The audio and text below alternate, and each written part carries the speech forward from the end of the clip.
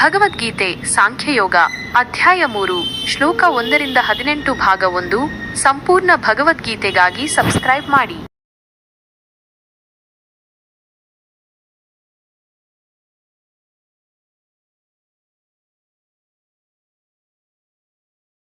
ಭಗವದ್ಗೀತೆಯ 2ನೇ ಅಧ್ಯಾಯದಲ್ಲಿ ಶ್ರೀಕೃಷ್ಣನು ಅರ್ಜುನನಿಗೆ ಆತ್ಮದ ಅಮರತ್ವ ಮತ್ತು ಕರ್ಮಯೋಗದ ಪ್ರಾಮುಖ್ಯತೆಯ ಬಗ್ಗೆ ತಿಳಿಸಿದನು. ಆದರೆ ಅರ್ಜುನನ ಗೊಂದಲ ಇನ್ನೂ ಸಂಪೂರ್ಣವಾಗಿ ನಿವಾರಣೆಯಾಗಿಲ್ಲ. ಅವನು ಈಗ ಕರ್ಮದ ಸ್ವರೂಪ ಮತ್ತು ಜ್ಞಾನದ ಮಾರ್ಗಕ್ಕಿಂತ ಕರ್ಮದ ಮಾರ್ಗವು ಏಕೆ ಶ್ರೇಷ್ಠವೆಂದು ಪ್ರಶ್ನಿಸುತ್ತಾನೆ. ಹೀಗಾಗಿ ಭಗವದ್ಗೀತೆಯ ಕರ್ಮಯೋಗ ಎಂಬ 3ನೇ ಅಧ್ಯಾಯವು ಪ್ರಾರಂಭವಾಗುತ್ತದೆ. ಈ ಅಧ್ಯಾಯದಲ್ಲಿ ಶ್ರೀಕೃಷ್ಣನು ಕರ್ಮಯೋಗದ ಆಳವಾದ ತತ್ವಗಳನ್ನು ವಿವರಿಸುತ್ತಾನೆ. ಕರ್ಮವನ್ನು ಹೇಗೆ ಮಾಡಬೇಕು, ಕರ್ಮದ ಬಂಧನದಿಂದ ಹೇಗೆ ಮುಕ್ತಿ ಪಡೆಯಬೇಕು ಮತ್ತು ಕರ್ಮವು ಆಧ್ಯಾತ್ಮಿಕ ಪ್ರಗತಿಗೆ ಹೇಗೆ ಸಾಧನವಾಗಬಲ್ಲದು ಎಂಬುದನ್ನು ಅವನು ಸ್ಪಷ್ಟವಾಗಿ ತಿಳಿಸುತ್ತಾನೆ. ಫಲದ ಆಸೆಯನ್ನು ತ್ಯಜಿಸಿ ಕರ್ತವ್ಯವೆಂದು ತಿಳಿದು ಮಾಡುವ ಕರ್ಮವೇ ನಿಜವಾದ ಯೋಗವೆಂದು ಈ ಅಧ್ಯಾಯವು ಸಾರುತ್ತದೆ. ಈ ಅಧ್ಯಾಯದ ಮೂಲಕ ಕರ್ಮದ ನಿಜವಾದ ಅರ್ಥವನ್ನು ಅರಿತುಕೊಳ್ಳೋಣ ಮತ್ತು ನಮ್ಮ ಜೀವನದಲ್ಲಿ ಕರ್ಮಯೋಗದ ಮಹತ್ವವನ್ನು ಅರಿಯೋಣ. ಭಗವದ್ಗೀತೆಯ 3ನೇ ಅಧ್ಯಾಯವು ಕರ್ಮಯೋಗದ ಮಹತ್ವವನ್ನು ಆಳವಾಗಿ ವಿವರಿಸುತ್ತದೆ. ಅರ್ಜುನನ ಗೊಂದಲಕ್ಕೆ ಉತ್ತರಿಸುತ್ತಾ ಶ್ರೀಕೃಷ್ಣನು ಕರ್ಮದ ಸ್ವರೂಪ, ಅದರ ಬಂಧನ ಮತ್ತು ವಿಮೋಚನೆಯ ಮಾರ್ಗಗಳನ್ನು ಸ್ಪಷ್ಟಪಡಿಸುತ್ತಾನೆ. ಈ ಅಧ್ಯಾಯದ ಮುಖ್ಯ ಅಂಶಗಳನ್ನು ಕೆಳಗೆ ನೀಡಲಾಗಿದೆ. 1. ಕರ್ಮಯೋಗದ ಪ್ರಾಮುಖ್ಯತೆ. Importance of karma yoga. ಶ್ರೀಕೃಷ್ಣನು ಯಾರೂ ಒಂದು ಕ್ಷಣವೂ ಕರ್ಮವನ್ನು ಮಾಡದೆ ಇರಲು ಸಾಧ್ಯವಿಲ್ಲ ಎಂದು ಹೇಳುತ್ತಾನೆ. ಪ್ರತಿಯೊಬ್ಬ ಜೀವಿ ಕೂಡ ಪ್ರಕೃತಿಯ ನಿಯಮಗಳಿಗೆ ಅನುಗುಣವಾಗಿ ಕರ್ಮವನ್ನು ಮಾಡಲು ಬದ್ಧನಾಗಿರುತ್ತಾನೆ. ಕೇವಲ ಕರ್ಮವನ್ನು ತ್ಯಜಿಸುವುದರಿಂದ ಮುಕ್ತಿಯನ್ನು ಪಡೆಯಲು ಸಾಧ್ಯವಿಲ್ಲ. ಕರ್ಮದ ಫಲದ ಮೇಲಿನ ಆಸಕ್ತಿಯನ್ನು ತ್ಯಜಿಸಿ ಕರ್ತವ್ಯವೆಂದು ತಿಳಿದು ಕರ್ಮವನ್ನು ಮಾಡುವುದೇ ನಿಜವಾದ ಯೋಗ. 2. ಕರ್ಮದ ಸ್ವರೂಪ ಮತ್ತು ಬಂಧನ. ನೇಚರ್ ಅಂಡ್ ಬಾಂಡೇಜ್ ಆಫ್ ಕರ್ಮ. ಫಲದ ಆಸಕ್ತಿಯಿಂದ ಮಾಡುವ ಕರ್ಮವು ನಮ್ಮನ್ನು ಬಂಧಿಸುತ್ತದೆ. ನಾವು ಮಾಡುವ ಪ್ರತಿಯೊಂದು ಕರ್ಮವು ಅದರದ್ದೇ ಆದ ಪರಿಣಾಮಗಳನ್ನು ಹೊಂದಿರುತ್ತದೆ. ಅದು ನಮ್ಮನ್ನು ಸಂಸಾರ ಚಕ್ರದಲ್ಲಿ ಸಿಲುಕಿಸುತ್ತದೆ. ಆದರೆ ಯಾವುದೇ ಫಲದ ಅಪೇಕ್ಷೆ ಇಲ್ಲದೆ ಕೇವಲ ಕರ್ತವ್ಯವೆಂದು ತಿಳಿದು ಮಾಡುವ ಕರ್ಮವು ನಮ್ಮನ್ನು ಬಂಧಿಸುವುದಿಲ್ಲ. ಅಂತಹ ಕರ್ಮವು ನಮ್ಮನ್ನು ಶುದ್ಧಗೊಳಿಸುತ್ತದೆ ಮತ್ತು ಮುಕ್ತಿಗೆ ದಾರಿ ಮಾಡಿಕೊಡುತ್ತದೆ. 3. ಕರ್ಮಯೋಗದ ಮಾರ್ಗ. The path of karmayoga. ಅನಾಸಕ್ತಿ, ಡಿಟ್ಯಾಚ್ಮೆಂಟ್. ಕರ್ಮದ ಫಲದ ಮೇಲೆ ಯಾವುದೇ ಆಸಕ್ತಿಯನ್ನು ಇಟ್ಟುಕೊಳ್ಳದೆ ಕರ್ಮವನ್ನು ಮಾಡುವುದು ಕರ್ಮಯೋಗದ ಮುಖ್ಯ ಲಕ್ಷಣ. ಕರ್ತವ್ಯ ಪ್ರಜ್ಞೆ, ಸೆನ್ಸ್ ಆಫ್ ಡ್ಯೂಟಿ. ಪ್ರತಿಯೊಬ್ಬ ವ್ಯಕ್ತಿಯು ತನ್ನ ಧರ್ಮಕ್ಕೆ ಅನುಗುಣವಾಗಿ, ತನ್ನ ಕರ್ತವ್ಯಕ್ಕೆ ಅನುಗುಣವಾಗಿ ಕರ್ಮವನ್ನು ಮಾಡಬೇಕು. ಅದನ್ನು ಕೇವಲ ಕರ್ತವ್ಯವೆಂದು ಭಾವಿಸಬೇಕು, ಫಲದ ಬಗ್ಗೆ ಚಿಂತಿಸಬಾರದು. ಯಜ್ಞ ಭಾವನೆ, ಸೆನ್ಸ್ ಆಫ್ ಸ್ಯಾಕ್ರಿಫೈಸ್. ಮಾಡುವ ಪ್ರತಿಯೊಂದು ಕರ್ಮವು ಒಂದು ರೀತಿಯ ಯಜ್ಞವಾಗಿರಬೇಕು. ಅಂದರೆ ಅದು ಸ್ವಾರ್ಥವಿಲ್ಲದೆ ಇತರರ ಒಳಿತಿಗಾಗಿ ಮಾಡಲ್ಪಟ್ಟಿರಬೇಕು. 4. ಕರ್ಮಯೋಗದ ಮಹತ್ವ ಮತ್ತು ಪ್ರಯೋಜನಗಳು. Importance and benefits of karmayoga. ಕರ್ಮಯೋಗವು ನಮ್ಮ ಮನಸ್ಸನ್ನು ಶುದ್ಧಗೊಳಿಸುತ್ತದೆ ಮತ್ತು ಅಹಂಕಾರವನ್ನು ಕಡಿಮೆ ಮಾಡುತ್ತದೆ. ಇದು ನಮ್ಮನ್ನು ಕರ್ಮದ ಬಂಧನದಿಂದ ಮುಕ್ತಗೊಳಿಸುತ್ತದೆ ಮತ್ತು ಆಧ್ಯಾತ್ಮಿಕ ಪ್ರಗತಿಗೆ ಸಹಾಯ ಮಾಡುತ್ತದೆ. ಕರ್ಮಯೋಗದ ಮೂಲಕ ನಾವು ಲೌಕಿಕ ಜೀವನದಲ್ಲಿಯೂ ಯಶಸ್ಸನ್ನು ಸಾಧಿಸಬಹುದು, ಏಕೆಂದರೆ ನಾವು ನಮ್ಮ ಕರ್ತವ್ಯವನ್ನು ಶ್ರದ್ಧೆಯಿಂದ ಮತ್ತು ಪರಿಣಾಮಕಾರಿಯಾಗಿ ಮಾಡುತ್ತೇವೆ. 5. ಸಮಾಜ ಮತ್ತು ಕರ್ಮ. ಸೊಸೈಟಿ ಅಂಡ್ ಕರ್ಮ. ಶ್ರೀಕೃಷ್ಣನು ಸಮಾಜದ ಸುಸ್ಥಿತಿಗಾಗಿ ಪ್ರತಿಯೊಬ್ಬರೂ ತಮ್ಮ ಕರ್ತವ್ಯಗಳನ್ನು ಸರಿಯಾಗಿ ನಿರ್ವಹಿಸಬೇಕು ಎಂದು ಒತ್ತಿ ಹೇಳುತ್ತಾನೆ. ಉದಾಹರಣೆಗೆ, ಜ್ಞಾನವನ್ನು ಹೊಂದಿದವರು ಅದನ್ನು ಇತರರಿಗೆ ಹಂಚಬೇಕು, ಆಡಳಿತಗಾರರು ನ್ಯಾಯವನ್ನು ಕಾಪಾಡಬೇಕು, ವ್ಯಾಪಾರಿಗಳು ಪ್ರಾಮಾಣಿಕವಾಗಿರಬೇಕು ಮತ್ತು ಕೆಲಸಗಾರರು ತಮ್ಮ ಕೆಲಸವನ್ನು ಶ್ರದ್ಧೆಯಿಂದ ಮಾಡಬೇಕು. ಸಾರಾಂಶವಾಗಿ, ಭಗವದ್ಗೀತೆಯ 3ನೇ ಅಧ್ಯಾಯವು ಕರ್ಮವನ್ನು ಹೇಗೆ ಮಾಡಬೇಕು ಮತ್ತು ಅದರ ಬಂಧನದಿಂದ ಹೇಗೆ ಬಿಡುಗಡೆ ಹೊಂದಬೇಕು ಎಂಬುದರ ಕುರಿತು ಆಳವಾದ ತಿಳಿವಳಿಕೆಯನ್ನು ನೀಡುತ್ತದೆ. ಫಲದ ಆಸೆಯನ್ನು ತ್ಯಜಿಸಿ ಕರ್ತವ್ಯವೆಂದು ತಿಳಿದು ಮಾಡುವ ಕರ್ಮವೇ ನಿಜವಾದ ಯೋಗ ಮತ್ತು ಅದೇ ಮುಕ್ತಿಗೆ ಮಾರ್ಗ ಎಂದು ಈ ಅಧ್ಯಾಯವು ಸ್ಪಷ್ಟವಾಗಿ ಪ್ರತಿಪಾದಿಸುತ್ತದೆ. ಅರ್ಜುನನಿಗೆ ಕೃಷ್ಣನು ನೀಡುವ ಈ ಉಪದೇಶವು ಇಂದಿಗೂ ಪ್ರತಿಯೊಬ್ಬ ಮನುಷ್ಯನಿಗೂ ದಾರಿದೀಪವಾಗಿದೆ. ಶ್ಲೋಕ. ಅರ್ಜುನ್ ಉವಾಚ ಜಾಯಸಿ ಚೇತ್ಕರ್ಮಣಸ್ಥೆ ಮತಾ ಬುದ್ಧಿರ್ಜನಾರ್ದನ ತತ್ಕಿಂ ಕರ್ಮಣಿ ಘೋರೆ ಮಾಂ ನಿಯೋಜಯಸಿ ಕೇಶವ. 1. ಕನ್ನಡ ಅರ್ಥ. ಅರ್ಜುನನು ಹೇಳಿದನು, ಹೇ ಜನಾರ್ದನನೇ, ಎಲ್ಲಾ ಮನುಷ್ಯರ ಆಂತರ್ಯವನ್ನು ತಿಳಿದವನೇ, ಒಂದು ವೇಳೆ ಕರ್ಮಕ್ಕಿಂತ ಕ್ರಿಯೆಗಿಂತ ಜ್ಞಾನವೇ, ವಿವೇಕ, ತಿಳಿವಳಿಕೆ ಶ್ರೇಷ್ಠವೆಂದು ನಿನ್ನ ಅಭಿಪ್ರಾಯವಾಗಿದ್ದರೆ, ಹೇ ಕೇಶವನೇ, ಇಂದ್ರಿಯಗಳನ್ನು ನಿಯಂತ್ರಿಸುವವನೇ, ಇಂತಹ ಘೋರವಾದ, ಭಯಾನಕವಾದ, ಹಿಂಸಾತ್ಮಕವಾದ ಕರ್ಮದಲ್ಲಿ, ಯುದ್ಧದಲ್ಲಿ ನನ್ನನ್ನು ಏಕೆ ನಿಯೋಜಿಸುತ್ತಿದ್ದಿ, ತೊಡಗಿಸುತ್ತಿದ್ದಿ? ವಿವರಣೆ. ಈ ಮೊದಲನೆಯ ಶ್ಲೋಕದಲ್ಲಿ ಅರ್ಜುನನು ಶ್ರೀಕೃಷ್ಣನಿಗೆ ನೇರವಾಗಿ ಪ್ರಶ್ನೆ ಮಾಡುತ್ತಿದ್ದಾನೆ. ಹಿಂದಿನ ಅಧ್ಯಾಯದಲ್ಲಿ ಕೃಷ್ಣನು ಜ್ಞಾನದ ಮಹತ್ವವನ್ನು ತಿಳಿಸಿದ್ದನ್ನು ಅರ್ಜುನನು ಗ್ರಹಿಸಿದ್ದಾನೆ. ಅರ್ಜುನನಿಗೆ ಜ್ಞಾನವು ಕರ್ಮಕ್ಕಿಂತ ಉತ್ತಮವಾದ ಮಾರ್ಗವೆಂದು ತೋರುತ್ತಿದೆ. ಹಾಗಾಗಿ ಒಂದು ವೇಳೆ ಜ್ಞಾನವೇ ಅಂತಿಮ ಗುರಿಯಾಗಿದ್ದರೆ ಮತ್ತು ಶ್ರೇಷ್ಠವಾಗಿದ್ದರೆ ಇಂತಹ ಭೀಕರವಾದ ಯುದ್ಧದಲ್ಲಿ ಪಾಲ್ಗೊಳ್ಳಲು ಕೃಷ್ಣನು ಅವನನ್ನು ಏಕೆ ಪ್ರೇರೇಪಿಸುತ್ತಿದ್ದಾನೆ ಎಂಬ ಗೊಂದಲ ಅವನನ್ನು ಕಾಡುತ್ತಿದೆ. ಯುದ್ಧವು ಕೇವಲ ಹಿಂಸೆ, ಸಾವು ಮತ್ತು ದುಃಖವನ್ನು ಉಂಟುಮಾಡುವ ಕ್ರಿಯೆಯಾಗಿದೆ. ಜ್ಞಾನದ ಮೂಲಕ ಶಾಂತಿ ಮತ್ತು ಮುಕ್ತಿಯನ್ನು ಪಡೆಯಬಹುದಲ್ಲವೇ ಎಂಬ ಚಿಂತೆ ಅವನನ್ನು ಆವರಿಸಿಕೊಂಡಿದೆ. ಅರ್ಜುನನು ಕೃಷ್ಣನನ್ನು ಜನಾರ್ದನ ಮತ್ತು ಕೇಶವ ಎಂದು ಸಂಬೋಧಿಸುವುದು ಮಹತ್ವದ್ದಾಗಿದೆ. ಜನಾರ್ದನ ಎಂದರೆ ಎಲ್ಲರ ಆಂತರ್ಯವನ್ನು ತಿಳಿದವನು ಮತ್ತು ಕೇಶವ ಎಂದರೆ ಇಂದ್ರಿಯಗಳನ್ನು ನಿಯಂತ್ರಿಸುವವನು. ಈ ಸಂಬೋಧನೆಗಳ ಮೂಲಕ ಅರ್ಜುನನು ಕೃಷ್ಣನು ತನ್ನ ಗೊಂದಲವನ್ನು ಅರ್ಥ ಮಾಡಿಕೊಳ್ಳುತ್ತಾನೆ ಮತ್ತು ಸೂಕ್ತವಾದ ಉತ್ತರವನ್ನು ನೀಡುತ್ತಾನೆ ಎಂದು ನಿರೀಕ್ಷಿಸುತ್ತಿದ್ದಾನೆ. ಶ್ಲೋಕ ವ್ಯಾಮಿಶ್ರೇಣೇವ ವಾಕ್ಯೇನ ಬುದ್ಧಿಂ ಮೋಹಯಸೀವಮೇ ತದೇಕಂ ವದ ನಿಶ್ಚಿತ್ಯೇನ ಶ್ರೇಯೋಲ್ಹಮಾಪ್ನುಯಾಂ. 2. ಕನ್ನಡ ಅರ್ಥ: ನಿನ್ನ ಗೊಂದಲಮಯವಾದ, ಒಂದಕ್ಕೊಂದು ಮಿಶ್ರವಾದ, ಸ್ಪಷ್ಟವಿಲ್ಲದ ವಾಕ್ಯದಿಂದ, ಮಾತುಗಳಿಂದ ನನ್ನ ಬುದ್ಧಿಯನ್ನು, ಮನಸ್ಸನ್ನು, ವಿವೇಕವನ್ನು ಮೋಹಗೊಳಿಸುತ್ತಿರುವಂತೆ, ದಿಕ್ಕು ತಪ್ಪಿಸುತ್ತಿರುವಂತೆ ಕಾಣುತ್ತಿದೆ. ಆದ್ದರಿಂದ ಯಾವುದರಿಂದ, ಯಾವ ಮಾರ್ಗದಿಂದ ನಾನು ಶ್ರೇಯಸ್ಸು, ಪರಮವಾದ ಒಳಿತು, ಕಲ್ಯಾಣ, ಮೋಕ್ಷ ಪಡೆಯುತ್ತೇನೋ ಅದನ್ನು ನಿರ್ಧರಿಸಿ ಖಚಿತಪಡಿಸಿ ಒಂದೇ ಒಂದು ಮಾರ್ಗವನ್ನು ನನಗೆ ವದ ಹೇಳು. ವಿವರಣೆ: ಈ ಎರಡನೆಯ ಶ್ಲೋಕದಲ್ಲಿ ಅರ್ಜುನನು ತನ್ನ ಗೊಂದಲವನ್ನು ಇನ್ನಷ್ಟು ಸ್ಪಷ್ಟವಾಗಿ ವ್ಯಕ್ತಪಡಿಸುತ್ತಿದ್ದಾನೆ. ಕೃಷ್ಣನು 2ನೇ ಅಧ್ಯಾಯದಲ್ಲಿ ಜ್ಞಾನಯೋಗ ಮತ್ತು ಕರ್ಮಯೋಗ ಎರಡರ ಬಗ್ಗೆಯೂ ಮಾತನಾಡಿದ್ದಾನೆ. ಆದರೆ ಅರ್ಜುನನಿಗೆ ಈ 2 ಮಾರ್ಗಗಳ ಸಮನ್ವಯವು ಅರ್ಥವಾಗುತ್ತಿಲ್ಲ. ಅವನಿಗೆ ಕೃಷ್ಣನ ಮಾತುಗಳು ಪರಸ್ಪರ ವಿರುದ್ಧವಾಗಿರುವಂತೆ ಅಥವಾ ಅವನನ್ನು ಗೊಂದಲಕ್ಕೀಡು ಮಾಡುವಂತೆ ಭಾಸವಾಗುತ್ತಿದೆ. ವ್ಯಾಮಿಶ್ರೇಣೇವ ವಾಕ್ಯೇನ ಎಂಬ ಪದಗಳು ಕೃಷ್ಣನ ಉಪದೇಶಗಳು ಸ್ಪಷ್ಟವಾಗಿಲ್ಲವೆಂದು ಅರ್ಜುನನು ಭಾವಿಸುತ್ತಿರುವುದನ್ನು ಸೂಚಿಸುತ್ತವೆ. ಆದ್ದರಿಂದ ಅರ್ಜುನನು ಕೃಷ್ಣನನ್ನು ನಿರ್ಣಾಯಕವಾಗಿ ಒಂದು ಸ್ಪಷ್ಟವಾದ ಮತ್ತು ಏಕೈಕ ಮಾರ್ಗವನ್ನು ತಿಳಿಸಲು ಕೇಳಿಕೊಳ್ಳುತ್ತಾನೆ. ಆ ಮಾರ್ಗದ ಮೂಲಕ ಅವನು ಅಂತಿಮವಾದ ಕಲ್ಯಾಣವನ್ನು ಅಥವಾ ಮೋಕ್ಷವನ್ನು ಪಡೆಯಲು ಸಾಧ್ಯವಾಗುತ್ತದೆ. ಅರ್ಜುನನು ಕೇವಲ ತಾತ್ಕಾಲಿಕ ಪರಿಹಾರವನ್ನಲ್ಲ, ಶಾಶ್ವತವಾದ ಒಳಿತನ್ನು ಪಡೆಯುವ ಮಾರ್ಗವನ್ನು ತಿಳಿಯಲು ಬಯಸುತ್ತಿದ್ದಾನೆ. ಸಂಕ್ಷಿಪ್ತವಾಗಿ ಹೇಳುವುದಾದರೆ ಈ 2 ಶ್ಲೋಕಗಳು ಕರ್ಮ ಮತ್ತು ಜ್ಞಾನದ ನಡುವಿನ ಸಂಬಂಧದ ಬಗ್ಗೆ ಅರ್ಜುನನ ಆಳವಾದ ಗೊಂದಲವನ್ನು ಮತ್ತು ಆ ಗೊಂದಲವನ್ನು ನಿವಾರಿಸಲು ಅವನು ಶ್ರೀಕೃಷ್ಣನಿಂದ ಸ್ಪಷ್ಟವಾದ ಮತ್ತು ನಿರ್ಣಾಯಕವಾದ ಮಾರ್ಗದರ್ಶನವನ್ನು ಬಯಸುತ್ತಿರುವುದನ್ನು ಮನೋಜ್ಞವಾಗಿ ಚಿತ್ರಿಸುತ್ತವೆ. ಈ ಪ್ರಶ್ನೆಗಳು ಮುಂದಿನ ಅಧ್ಯಾಯದಲ್ಲಿ ಕರ್ಮಯೋಗದ ಕುರಿತು ಶ್ರೀಕೃಷ್ಣನ ವಿಸ್ತಾರವಾದ ಮತ್ತು ಸ್ಪಷ್ಟವಾದ ಉಪದೇಶಕ್ಕೆ ಅಡಿಪಾಯವನ್ನು ಹಾಕುತ್ತವೆ. ಓಂ ಶ್ರೀಕೃಷ್ಣ ಪರಮಾತ್ಮನೇ ನಮಃ. ಶ್ಲೋಕ ಶ್ರೀ ಭಗವಾನುವಾಚ ಲೋಕೇಲ್ಸ್ಮಿನ್ ದ್ವಿವಿಧ ನಿಷ್ಠಾ ಪುರಾ ಪ್ರೋಕ್ತ ಮಯಾ ನಘ ಜ್ಞಾನಯೋಗೇನ ಸಾಂಖ್ಯಾನಾಂ ಕರ್ಮಯೋಗೇನ ಯೋಗಿನಾಂ. 3. ಕನ್ನಡ ಅರ್ಥ: ಶ್ರೀ ಭಗವಂತನು ಹೇಳಿದನು, ಹೇ ಅನಘನೇ, ಪಾಪರಹಿತನೇ, ಈ ಲೋಕದಲ್ಲಿ, ಜಗತ್ತಿನಲ್ಲಿ 2 ವಿಧವಾದ ನಿಷ್ಠೆಗಳು, ಸ್ಥಿರವಾದ ಮಾರ್ಗಗಳು, ಗುರಿಗಳು ಹಿಂದೆ ಮೊದಲೇ ನನ್ನಿಂದ ಪ್ರೋಕ್ತ ಹೇಳಲ್ಪಟ್ಟಿವೆ. ಅವುಗಳೆಂದರೆ ಜ್ಞಾನಯೋಗೇನ ಜ್ಞಾನದ ಮಾರ್ಗದಿಂದ, ಸಾಂಖ್ಯಾನಾಂ ತತ್ವಜ್ಞಾನಿಗಳಿಗೆ, ಚಿಂತಕರಿಗೆ, ಮತ್ತು ಕರ್ಮಯೋಗೇನ ಕರ್ಮದ ಮಾರ್ಗದಿಂದ, ಯೋಗಿನಾಂ ಕರ್ಮಯೋಗಿಗಳಿಗೆ, ಕ್ರಿಯೆಯಲ್ಲಿ ತೊಡಗಿರುವವರಿಗೆ. ವಿವರಣೆ: ಈ ಶ್ಲೋಕದಲ್ಲಿ ಭಗವಾನ್ ಶ್ರೀಕೃಷ್ಣನು ಅರ್ಜುನನಿಗೆ ಹಿಂದಿನ ಕಾಲದಲ್ಲಿ ತಾನು ವಿವರಿಸಿದ್ದ 2 ಮುಖ್ಯವಾದ ಆಧ್ಯಾತ್ಮಿಕ ಮಾರ್ಗಗಳ ಬಗ್ಗೆ ತಿಳಿಸುತ್ತಿದ್ದಾನೆ. ಅರ್ಜುನನು ಕೇಳಿದ ಪ್ರಶ್ನೆಗೆ ಉತ್ತರವಾಗಿ ಕೇವಲ ಒಂದೇ ಮಾರ್ಗವಿಲ್ಲ, ಬದಲಾಗಿ ಸಾಧಕರ ಸ್ವಭಾವ ಮತ್ತು ಆಸಕ್ತಿಗಳಿಗೆ ಅನುಗುಣವಾಗಿ 2 ವಿಭಿನ್ನ ಮಾರ್ಗಗಳಿವೆ ಎಂದು ಕೃಷ್ಣನು ಸ್ಪಷ್ಟಪಡಿಸುತ್ತಾನೆ. ಲೋಕೇಲ್ಸ್ಮಿನ್ ದ್ವಿವಿಧ ನಿಷ್ಠಾ ಪುರಾ ಪ್ರೋಕ್ತ ಮಯಾ ನಘ. ಶ್ರೀಕೃಷ್ಣನು ಈ ಜಗತ್ತಿನಲ್ಲಿ ಆಧ್ಯಾತ್ಮಿಕ ಗುರಿಯನ್ನು ಸಾಧಿಸಲು 2 ಸ್ಥಿರವಾದ ಮಾರ್ಗಗಳಿವೆ ಎಂದು ಹೇಳುತ್ತಾನೆ. ಅವನು ಅರ್ಜುನನನ್ನು ಅನಘ ಎಂದು ಸಂಬೋಧಿಸುತ್ತಾನೆ, ಅಂದರೆ ಪಾಪರಹಿತ ಅಥವಾ ದೋಷರಹಿತ. ಈ ಸಂಬೋಧನೆಯು ಅರ್ಜುನನು ಶುದ್ಧ ಹೃದಯದವನು ಮತ್ತು ಆಧ್ಯಾತ್ಮಿಕ ಜ್ಞಾನವನ್ನು ಪಡೆಯಲು ಅರ್ಹನು ಎಂಬುದನ್ನು ಸೂಚಿಸುತ್ತದೆ. ಅಲ್ಲದೆ ಈ ಮಾರ್ಗಗಳನ್ನು ತಾನು ಪುರ ಅಂದರೆ ಹಿಂದೆಯೇ ಹೇಳಿದ್ದೇನೆ ಎಂದು ಕೃಷ್ಣನು ತಿಳಿಸುತ್ತಾನೆ.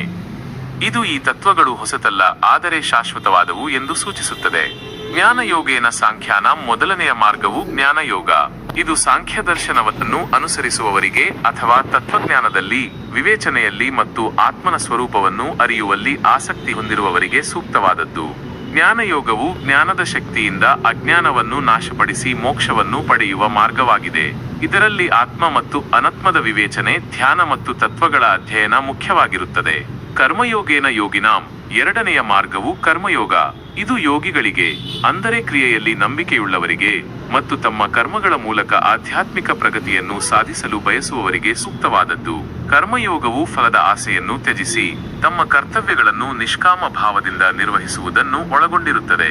ಈ ಮಾರ್ಗದಲ್ಲಿ ಕರ್ಮವನ್ನು ಒಂದು ಸಾಧನೆಯಾಗಿ ಬಳಸಿಕೊಂಡು ಮನಸ್ಸನ್ನು ಶುದ್ಧಗೊಳಿಸಲಾಗುತ್ತದೆ ಮತ್ತು ಅಂತಿಮವಾಗಿ ಮೋಕ್ಷವನ್ನು ಪಡೆಯಲಾಗುತ್ತದೆ. ಹೀಗೆ ಶ್ರೀಕೃಷ್ಣನು ಅರ್ಜುನನಿಗೆ ಜ್ಞಾನ ಮತ್ತು ಕರ್ಮ ಎರಡೂ ಮೋಕ್ಷವನ್ನು ಪಡೆಯಲು ಇರುವ ಮಾನ್ಯವಾದ ಮಾರ್ಗಗಳು ಎಂದು ತಿಳಿಸುತ್ತಾನೆ. ವ್ಯಕ್ತಿಯ ಪ್ರವೃತ್ತಿ ಮತ್ತು ಆಸಕ್ತಿಗೆ ಅನುಗುಣವಾಗಿ ಈ ಮಾರ್ಗಗಳನ್ನು ಆಯ್ಕೆ ಮಾಡಿಕೊಳ್ಳಬಹುದು. ಈ ಶ್ಲೋಕವು ಮುಂದಿನ ಉಪದೇಶಗಳಿಗೆ ಒಂದು ಪ್ರಮುಖವಾದ ಅಡಿಪಾಯವನ್ನು ಹಾಕುತ್ತದೆ, ಏಕೆಂದರೆ ಕೃಷ್ಣನು ಶೀಘ್ರದಲ್ಲೇ ಕರ್ಮಯೋಗವು ಹೇಗೆ ಕಾರ್ಯನಿರ್ವಹಿಸುತ್ತದೆ ಮತ್ತು ಅದು ಏಕೆ ಮುಖ್ಯವಾದುದು ಎಂಬುದನ್ನು ವಿವರಿಸಲಿದ್ದಾನೆ. ಓಂ ಶ್ರೀಕೃಷ್ಣ ಪರಮಾತ್ಮನೇ ನಮಃ. ಶ್ಲೋಕ: ಯಸ್ತ್ವಿಂದ್ರಿಯಾಣಿ ಮನಸಾ ನಿಯಮ್ಯಾರಭತೇಲರ್ಜುನ ಕರ್ಮೇಂದ್ರಿಯೈಃ ಕರ್ಮಯೋಗಮಸಕ್ತಃ ಸ ವಿಶಿಷ್ಯತೆ. 7. ಕನ್ನಡ ಅರ್ಥ: ತು ಆದರೆ ಯಹ ಯಾವನು ಅರ್ಜುನ, ಹೇ ಅರ್ಜುನನೇ, ಮನಸ್ಸಿನಿಂದ ಇಂದ್ರಿಯಾಣಿ ಇಂದ್ರಿಯಗಳನ್ನು, ಜ್ಞಾನೇಂದ್ರಿಯಗಳು ಮತ್ತು ಕರ್ಮೇಂದ್ರಿಯಗಳು ನಿಯಂತ್ರಿಸಿ ಅಸಕ್ತಃ ಅನಾಸಕ್ತನಾಗಿ ಫಲದ ಆಸೆಯಿಲ್ಲದೆ ಕರ್ಮೇಂದ್ರಿಯೈಃ ಕರ್ಮ ಮಾಡುವ ಇಂದ್ರಿಯಗಳಿಂದ ಕರ್ಮಯೋಗವನ್ನು ಆರಂಭಿಸುತ್ತಾನೋ ಮಾಡುತ್ತಾನೋ ಸಹ ಅವನು ವಿಶಿಷ್ಯತೆ ಶ್ರೇಷ್ಠನಾಗುತ್ತಾನೆ. ವಿವರಣೆ: ಈ ಶ್ಲೋಕದಲ್ಲಿ ಶ್ರೀಕೃಷ್ಣನು ನಿಜವಾದ ಕರ್ಮಯೋಗಿಯ ಲಕ್ಷಣಗಳನ್ನು ವಿವರಿಸುತ್ತಾನೆ ಮತ್ತು ಕೇವಲ ಬಾಹ್ಯವಾಗಿ ಇಂದ್ರಿಯಗಳನ್ನು ನಿಯಂತ್ರಿಸುವ ಕಪಟಿಗಿಂತ ಅವನು ಹೇಗೆ ಶ್ರೇಷ್ಠನು ಎಂಬುದನ್ನು ತಿಳಿಸುತ್ತಾನೆ. ಯಸ್ತ್ವಿಂದ್ರಿಯಾಣಿ ಮನಸಾ ನಿಯಮ್ಯಾರಭತೇಲರ್ಜುನ. ಇದರರ್ಥ, ಹೇ ಅರ್ಜುನನೇ, ಯಾವ ವ್ಯಕ್ತಿಯು ತನ್ನ ಇಂದ್ರಿಯಗಳನ್ನು, ಜ್ಞಾನೇಂದ್ರಿಯಗಳಾದ ಕಣ್ಣು, ಕಿವಿ, ಮೂಗು, ನಾಲಿಗೆ, ತ್ವಚೆ ಮತ್ತು ಕರ್ಮೇಂದ್ರಿಯಗಳಾದ ಕೈ, ಕಾಲು, ಮಾತು, ವಿಸರ್ಜನಾಂಗ ಮತ್ತು ಜನನೇಂದ್ರಿಯಗಳನ್ನು ಮೊದಲಿಗೆ ತನ್ನ ಮನಸ್ಸಿನಿಂದ ನಿಯಂತ್ರಿಸುತ್ತಾನೋ. ಇಲ್ಲಿ ಮನಸ್ಸಿನ ನಿಯಂತ್ರಣವು ಬಹಳ ಮುಖ್ಯ. ಬಾಹ್ಯ ಇಂದ್ರಿಯಗಳನ್ನು ನಿಯಂತ್ರಿಸುವ ಮೊದಲು ಮನಸ್ಸಿನಲ್ಲಿ ಉಂಟಾಗುವ ಇಂದ್ರಿಯ ಭೋಗಗಳ ಆಸೆಗಳನ್ನು ನಿಯಂತ್ರಿಸಬೇಕು. ಕರ್ಮೇಂದ್ರಿಯೈಃ ಕರ್ಮಯೋಗಮಸಕ್ತಃ ಸ ವಿಶಿಷ್ಯತೆ. ಅಂತಹ ನಿಯಂತ್ರಿತ ಮನಸ್ಸುಳ್ಳ ವ್ಯಕ್ತಿಯು ಕರ್ಮ ಮಾಡುವ ಇಂದ್ರಿಯಗಳ ಮೂಲಕ ಕರ್ಮಯೋಗವನ್ನು ಆಚರಿಸುತ್ತಾನೆ. ಅಸಕ್ತಃ ಎಂದರೆ ಫಲದ ಆಸೆಯನ್ನು ತ್ಯಜಿಸಿ ಯಾವುದೇ ಬಂಧನವಿಲ್ಲದೆ ಕೇವಲ ಕರ್ತವ್ಯವೆಂದು ತಿಳಿದು ಕರ್ಮವನ್ನು ಮಾಡುವುದು. ಈ ರೀತಿಯಾಗಿ ಕರ್ಮವನ್ನು ಮಾಡುವವನು ಖಂಡಿತವಾಗಿಯೂ ಹಿಂದಿನ ಶ್ಲೋಕದಲ್ಲಿ ಹೇಳಿದ ಕಪಟಿಗಿಂತ ಶ್ರೇಷ್ಠನಾಗುತ್ತಾನೆ, ಏಕೆಂದರೆ ಅವನು ಬಾಹ್ಯ ಮತ್ತು ಆಂತರಿಕವಾಗಿ ಶುದ್ಧನಾಗಿರುತ್ತಾನೆ ಮತ್ತು ತನ್ನ ಕರ್ಮಗಳ ಮೂಲಕ ಆಧ್ಯಾತ್ಮಿಕ ಪ್ರಗತಿಯನ್ನು ಸಾಧಿಸುತ್ತಾನೆ. ಶ್ರೀಕೃಷ್ಣನು ಇಲ್ಲಿ ಕರ್ಮಯೋಗದ ನಿಜವಾದ ಸ್ವರೂಪವನ್ನು ತಿಳಿಸುತ್ತಿದ್ದಾನೆ. ಕೇವಲ ಕರ್ಮವನ್ನು ಮಾಡದೆ ಇರುವುದು ಅಥವಾ ಬಾಹ್ಯವಾಗಿ ಇಂದ್ರಿಯಗಳನ್ನು ನಿಗ್ರಹಿಸುವುದು ಮುಖ್ಯವಲ್ಲ, ಬದಲಾಗಿ ಮನಸ್ಸನ್ನು ನಿಯಂತ್ರಿಸಿ ಫಲದ ಆಸೆಯನ್ನು ತ್ಯಜಿಸಿ ಕರ್ತವ್ಯ ಭಾವದಿಂದ ಕರ್ಮವನ್ನು ಮಾಡುವುದು ಮುಖ್ಯ. ಅಂತಹ ಕರ್ಮಯೋಗಿಯು ತನ್ನ ಕರ್ಮಗಳ ಬಂಧನದಿಂದ ಮುಕ್ತನಾಗುತ್ತಾನೆ ಮತ್ತು ಆಧ್ಯಾತ್ಮಿಕವಾಗಿ ಉನ್ನತಿಯನ್ನು ಹೊಂದುತ್ತಾನೆ. ಈ ಶ್ಲೋಕವು ಕರ್ಮಯೋಗದ ಮಾರ್ಗವು ಜ್ಞಾನಯೋಗದಷ್ಟೇ ಮಹತ್ವದ್ದು ಮತ್ತು ಶ್ರೇಷ್ಠವಾದುದು ಎಂದು ಸೂಚಿಸುತ್ತದೆ. ಓಂ ಶ್ರೀಕೃಷ್ಣ ಪರಮಾತ್ಮನೇ ನಮಃ. ಶ್ಲೋಕ: ನಿಯತಂ ಕುರು ಕರ್ಮ ತ್ವಂ ಕರ್ಮ ಜಾಯೋ ಹ್ಯಕರ್ಮಣಃ ಶರೀರಯಾತ್ರಾಪೀಚತೆ ನ ಪ್ರಸಿದ್ಧಯೇದ ಕರ್ಮಣಃ. 8. ಕನ್ನಡ ಅರ್ಥ: ತ್ವಂ ನೀನು, ನಿಯತಂ ನಿಗದಿತವಾದ, ಶಾಸ್ತ್ರವಿಹಿತವಾದ, ಕರ್ಮವನ್ನು ಕರ್ತವ್ಯವನ್ನು ಕುರು ಮಾಡು, ಹಿ ಏಕೆಂದರೆ ಕರ್ಮವು ಅಕರ್ಮಣಃ ಕರ್ಮ ಮಾಡದಿರುವುದಕ್ಕಿಂತ ನಿಷ್ಕ್ರಿಯತೆಗಿಂತ ಜಾಯಃ ಶ್ರೇಷ್ಠವಾದದ್ದು, ಚ ಮತ್ತು ಅಕರ್ಮಣಃ ಕರ್ಮ ಮಾಡದಿದ್ದರೆ ತೇ ನಿನ್ನ ಶರೀರಯಾತ್ರಾ ಅಪಿ ದೇಹದ ನಿರ್ವಹಣೆಯೂ ಕೂಡ ನ ಪ್ರಸಿದ್ಧಯೇತ್ ಸರಿಯಾಗಿ ನಡೆಯುವುದಿಲ್ಲ. ವಿವರಣೆ: ಈ ಶ್ಲೋಕದಲ್ಲಿ ಶ್ರೀಕೃಷ್ಣನು ಅರ್ಜುನನಿಗೆ ಮತ್ತು ಎಲ್ಲರಿಗೂ ತಮ್ಮ ನಿಗದಿತ ಕರ್ತವ್ಯಗಳನ್ನು ಮಾಡುವುದು ಏಕೆ ಮುಖ್ಯ ಎಂಬುದನ್ನು ವಿವರಿಸುತ್ತಾನೆ. ಕರ್ಮವು ನಿಷ್ಕ್ರಿಯತೆಗಿಂತ ಶ್ರೇಷ್ಠವಾದದ್ದು ಮತ್ತು ಕೇವಲ ದೇಹದ ನಿರ್ವಹಣೆಗೂ ಕರ್ಮವು ಅತ್ಯಗತ್ಯ ಎಂದು ಕೃಷ್ಣನು ಒತ್ತಿ ಹೇಳುತ್ತಾನೆ. ನಿಯತಂ ಕುರು ಕರ್ಮತ್ವಂ ಇದರರ್ಥ ನೀನು ನಿನ್ನ ನಿಗದಿತ ಕರ್ಮವನ್ನು ಮಾಡು. ಪ್ರತಿಯೊಬ್ಬ ವ್ಯಕ್ತಿಗೂ ಅವನ ವರ್ಣ ಮತ್ತು ಆಶ್ರಮಕ್ಕೆ ಅನುಗುಣವಾಗಿ ಕೆಲವು ಕರ್ತವ್ಯಗಳು ಶಾಸ್ತ್ರಗಳಲ್ಲಿ ವಿಧಿಸಲ್ಪಟ್ಟಿವೆ. ಅರ್ಜುನನಿಗೆ ಯುದ್ಧ ಮಾಡುವುದು ಅವನ ಕರ್ತವ್ಯವಾಗಿತ್ತು. ಕೃಷ್ಣನು ಇಲ್ಲಿ ಆ ಕರ್ತವ್ಯವನ್ನು ನಿಷ್ಠೆಯಿಂದ ನಿರ್ವಹಿಸಲು ಹೇಳುತ್ತಿದ್ದಾನೆ. ನಿಯತಂ ಕರ್ಮ ಎಂದರೆ ಕೇವಲ ಶಾಸ್ತ್ರವಿಹಿತ ಕರ್ಮಗಳು ಮಾತ್ರವಲ್ಲದೆ ನಮ್ಮ ಪ್ರಸ್ತುತ ಪರಿಸ್ಥಿತಿಯಲ್ಲಿ ನಾವು ನಿರ್ವಹಿಸಬೇಕಾದ ಎಲ್ಲಾ ಕರ್ತವ್ಯಗಳನ್ನು ಒಳಗೊಂಡಿರುತ್ತದೆ. ಕರ್ಮ ಜಾಯೋ ಹ್ಯಕರ್ಮಣಃ ಇದರರ್ಥ ಕರ್ಮವು ಕರ್ಮ ಮಾಡದಿರುವುದಕ್ಕಿಂತ ಶ್ರೇಷ್ಠವಾದದ್ದು. ನಿಷ್ಕ್ರಿಯವಾಗಿರುವುದಕ್ಕಿಂತ ಏನಾದರೂ ಸತ್ಕಾರ್ಯವನ್ನು ಮಾಡುವುದು ಉತ್ತಮ. ಕರ್ಮವು ನಮ್ಮ ಮನಸ್ಸನ್ನು ಶುದ್ಧಗೊಳಿಸುತ್ತದೆ ಮತ್ತು ನಮ್ಮನ್ನು ಸಕ್ರಿಯವಾಗಿರಿಸುತ್ತದೆ. ಕರ್ಮ ಮಾಡದೆ ಸುಮ್ಮನೆ ಕುಳಿತರೆ ಆಲಸ್ಯ, ಚಿಂತೆ ಮತ್ತು ಇತರ ನಕಾರಾತ್ಮಕ ಆಲೋಚನೆಗಳು ನಮ್ಮನ್ನು ಆವರಿಸಿಕೊಳ್ಳಬಹುದು. ಶರೀರ ಯಾತ್ರಾಪಿ ಚಂದೇನ ಪ್ರಸಿದ್ಧಯೇದ ಕರ್ಮಣಃ. ಇದರರ್ಥ, ನೀನು ಕರ್ಮ ಮಾಡದಿದ್ದರೆ ನಿನ್ನ ದೇಹದ ನಿರ್ವಹಣೆಯೂ ಕೂಡ ಸರಿಯಾಗಿ ನಡೆಯುವುದಿಲ್ಲ. ಬದುಕಲು ಕೂಡ ನಾವು ಏನಾದರೂ ಕರ್ಮವನ್ನು ಮಾಡಲೇಬೇಕು. ಉದಾಹರಣೆಗೆ, ಆಹಾರವನ್ನು ಪಡೆಯಲು, ಬಟ್ಟೆಯನ್ನು ಧರಿಸಲು, ವಾಸಿಸಲು ಸ್ಥಳವನ್ನು ಹುಡುಕಲು ನಾವು ಶ್ರಮ ಪಡಬೇಕಾಗುತ್ತದೆ. ಕೇವಲ ನಿಷ್ಕ್ರಿಯರಾಗಿದ್ದರೆ ನಮ್ಮ ದೈಹಿಕ ಅಗತ್ಯಗಳನ್ನು ಪೂರೈಸಿಕೊಳ್ಳುವುದು ಕೂಡ ಅಸಾಧ್ಯವಾಗುತ್ತದೆ. ಹೀಗೆ ಶ್ರೀಕೃಷ್ಣನು ಕರ್ಮದ ಮಹತ್ವವನ್ನು ಬಹುಮುಖವಾಗಿ ವಿವರಿಸುತ್ತಾನೆ. ಕರ್ಮವು ಕೇವಲ ಸಾಮಾಜಿಕ ಅಥವಾ ಧಾರ್ಮಿಕ ಕರ್ತವ್ಯಗಳನ್ನು ನಿರ್ವಹಿಸುವುದಕ್ಕೆ ಸೀಮಿತವಾಗಿಲ್ಲ. ಬದಲಾಗಿ ನಮ್ಮ ಅಸ್ತಿತ್ವ ಮತ್ತು ಯೋಗಕ್ಷೇಮಕ್ಕೂ ಅದು ಅತ್ಯಗತ್ಯ. ಆದ್ದರಿಂದ ನಮ್ಮ ನಿಗದಿತ ಕರ್ತವ್ಯಗಳನ್ನು ನಿಷ್ಠೆಯಿಂದ ನಿರ್ವಹಿಸುವುದು ನಮ್ಮ ವೈಯಕ್ತಿಕ ಮತ್ತು ಆಧ್ಯಾತ್ಮಿಕ ಪ್ರಗತಿಗೆ ಅವಶ್ಯಕವಾಗಿದೆ. ಈ ಶ್ಲೋಕವು ಕರ್ಮಯೋಗದ ತತ್ವವನ್ನು ಮತ್ತಷ್ಟು ಬಲಪಡಿಸುತ್ತದೆ, ಏಕೆಂದರೆ ಕರ್ಮವು ಅನಿವಾರ್ಯವಾದಾಗ ಅದನ್ನು ಸರಿಯಾದ ಮನೋಭಾವದಿಂದ ಮಾಡುವುದು ಮುಖ್ಯವಾಗುತ್ತದೆ. ಓಂ ಶ್ರೀಕೃಷ್ಣ ಪರಮಾತ್ಮನೇ ನಮಃ. ಶ್ಲೋಕ: ಸಹಾಯಜ್ಞಾಃ ಪ್ರಜಾಃ ಸೃಷ್ಟ್ವಾ ಪುರೋವಾಚ ಪ್ರಜಾಪತಿಃ ಅನೇನ ಪ್ರಸವಿಷ್ಯಧ್ವಮೇಶ ವೋಲಸ್ತ್ವಿಷ್ಟಕಾಮಧುಕ್ 10. ಕನ್ನಡ ಅರ್ಥ: ಪುರ ಸೃಷ್ಟಿಯ ಪ್ರಾರಂಭದಲ್ಲಿ ಪ್ರಜಾಪತಿಃ ಸೃಷ್ಟಿಯ ಒಡೆಯನಾದ ಬ್ರಹ್ಮನು ಸಹಾಯಜ್ಞಾಃ ಯಜ್ಞದೊಂದಿಗೆ ಕೂಡಿದ ಪ್ರಜಾಃ ಮಾನವ ಕುಲವನ್ನು ಸೃಷ್ಟ್ವಾ ಸೃಷ್ಟಿಸಿ ಉವಾಚ ಹೇಳಿದನು ಅನೇನ ಈ ಯಜ್ಞದಿಂದ ಪ್ರಸವಿಷ್ಯಧ್ವಂ ನೀವು ವೃದ್ಧಿಯನ್ನು ಹೊಂದುವಿರಿ, ಅಭಿವೃದ್ಧಿ ಹೊಂದುತ್ತೀರಿ. ಏಷಃ ಇದು ವಹ ನಿಮಗೆ ಇಷ್ಟಕಾಮಧುಕ್ ನೀವು ಬಯಸುವ ಎಲ್ಲವನ್ನೂ ನೀಡುವ ಕಾಮಧೇನುವಿನಂತೆ ಇರುತ್ತದೆ. ವಿವರಣೆ: ಈ ಶ್ಲೋಕದಲ್ಲಿ ಶ್ರೀಕೃಷ್ಣನು ಯಜ್ಞದ ಮಹತ್ವವನ್ನು ಮತ್ತಷ್ಟು ವಿವರಿಸುತ್ತಾ, ಸೃಷ್ಟಿಯ ಪ್ರಾರಂಭದಿಂದಲೂ ಯಜ್ಞದ ಆಚರಣೆಯು ಹೇಗೆ ಮಾನವ ಕುಲದ ಅಭಿವೃದ್ಧಿಗೆ ಮತ್ತು ಆಶಯಗಳ ಪೂರೈಕೆಗೆ ಆಧಾರವಾಗಿದೆ ಎಂಬುದನ್ನು ತಿಳಿಸುತ್ತಾನೆ. ಸಹಾಯಜ್ಞಾಃ ಪ್ರಜಾಃ ಸೃಷ್ಟ್ವಾ ಪುರೋವಾಚ ಪ್ರಜಾಪತಿಃ. ಇದರರ್ಥ, ಸೃಷ್ಟಿಯ ಆದಿಯಲ್ಲಿ ಪ್ರಜಾಪತಿಯಾದ ಬ್ರಹ್ಮನು ಯಜ್ಞದೊಂದಿಗೆ, ಕರ್ತವ್ಯಗಳೊಂದಿಗೆ ಮಾನವ ಕುಲವನ್ನು ಸೃಷ್ಟಿಸಿದನು. ಬ್ರಹ್ಮನು ಮನುಷ್ಯರನ್ನು ಸೃಷ್ಟಿಸಿದಾಗ ಅವರ ಜೀವನವು ಯಜ್ಞ ಮತ್ತು ಕರ್ತವ್ಯಗಳೊಂದಿಗೆ ಹಾಸುಹೊಕ್ಕಾಗಬೇಕು ಎಂದು ನಿರ್ಧರಿಸಿದನು. ಪ್ರತಿಯೊಬ್ಬ ವ್ಯಕ್ತಿಯು ತನ್ನ ಜೀವನದಲ್ಲಿ ನಿರ್ವಹಿಸಬೇಕಾದ ಕೆಲವು ಕರ್ತವ್ಯಗಳನ್ನು ಹೊಂದಿರಬೇಕು ಮತ್ತು ಆ ಕರ್ತವ್ಯಗಳನ್ನು ಯಜ್ಞ ಭಾವನೆಯಿಂದ ಮಾಡಬೇಕು ಎಂಬುದು ಇದರ ಆಶಯ. ಅನೇನ ಪ್ರಸವಿಷ್ಯಧ್ವಮೇಶ ವೋಲಸ್ತ್ವಿಷ್ಟಕಾಮಧುಕ್. ಇದರರ್ಥ, ಬ್ರಹ್ಮನು ಮನುಷ್ಯರಿಗೆ ಹೇಳಿದನು, ಈ ಯಜ್ಞದ ಆಚರಣೆಯ ಮೂಲಕ ನೀವು ಅಭಿವೃದ್ಧಿಯನ್ನು ಹೊಂದುವಿರಿ ಮತ್ತು ಇದು ನೀವು ಬಯಸುವ ಎಲ್ಲವನ್ನೂ ನೀಡುವ ಕಾಮಧೇನುವಿನಂತೆ ಇರುತ್ತದೆ. ಕಾಮಧೇನುವು ಬಯಸಿದ ಎಲ್ಲವನ್ನೂ ನೀಡುವ ದೈವಿಕ ಹಸು. ಅದೇ ರೀತಿ ಯಜ್ಞಭಾವನೆಯಿಂದ ಮಾಡುವ ಕರ್ಮಗಳು ನಮ್ಮ ಲೌಕಿಕ ಮತ್ತು ಆಧ್ಯಾತ್ಮಿಕ ಅಭಿವೃದ್ಧಿಗೆ ಸಹಾಯ ಮಾಡುತ್ತವೆ ಮತ್ತು ನಮ್ಮ ಆಶಯಗಳನ್ನು ಪೂರೈಸುತ್ತವೆ.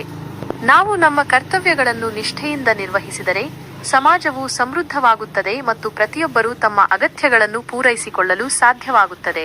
ಹೀಗೆ ಶ್ರೀಕೃಷ್ಣನು ಯಜ್ಞವು ಕೇವಲ ಒಂದು ಧಾರ್ಮಿಕ ಆಚರಣೆಯಲ್ಲ, ಬದಲಾಗಿ ಅದು ಸೃಷ್ಟಿಯ ಮೂಲಭೂತ ತತ್ವವಾಗಿದೆ ಎಂದು ಒತ್ತಿ ಹೇಳುತ್ತಾನೆ. ನಮ್ಮ ಕರ್ತವ್ಯಗಳನ್ನು ಯಜ್ಞ ಭಾವನೆಯಿಂದ ನಿರ್ವಹಿಸುವುದರಿಂದ ವೈಯಕ್ತಿಕ ಮತ್ತು ಸಾಮಾಜಿಕ ಅಭಿವೃದ್ಧಿ ಸಾಧ್ಯವಾಗುತ್ತದೆ ಮತ್ತು ನಮ್ಮ ಆಶಯಗಳು ಈಡೇರುತ್ತವೆ. ಈ ಶ್ಲೋಕವು ಕರ್ಮಯೋಗದ ಮಹತ್ವವನ್ನು ಮತ್ತಷ್ಟು ಬಲಪಡಿಸುತ್ತದೆ, ಏಕೆಂದರೆ ಕರ್ಮವನ್ನು ಯಜ್ಞದ ರೂಪದಲ್ಲಿ ಮಾಡುವುದರಿಂದ ಅದು ಬಂಧನವನ್ನು ಉಂಟುಮಾಡುವುದಿಲ್ಲ ಮತ್ತು ನಮ್ಮ ಪ್ರಗತಿಗೆ ಸಹಕಾರಿಯಾಗುತ್ತದೆ. ಓಂ ಶ್ರೀಕೃಷ್ಣ ಪರಮಾತ್ಮನೇ ನಮಃ.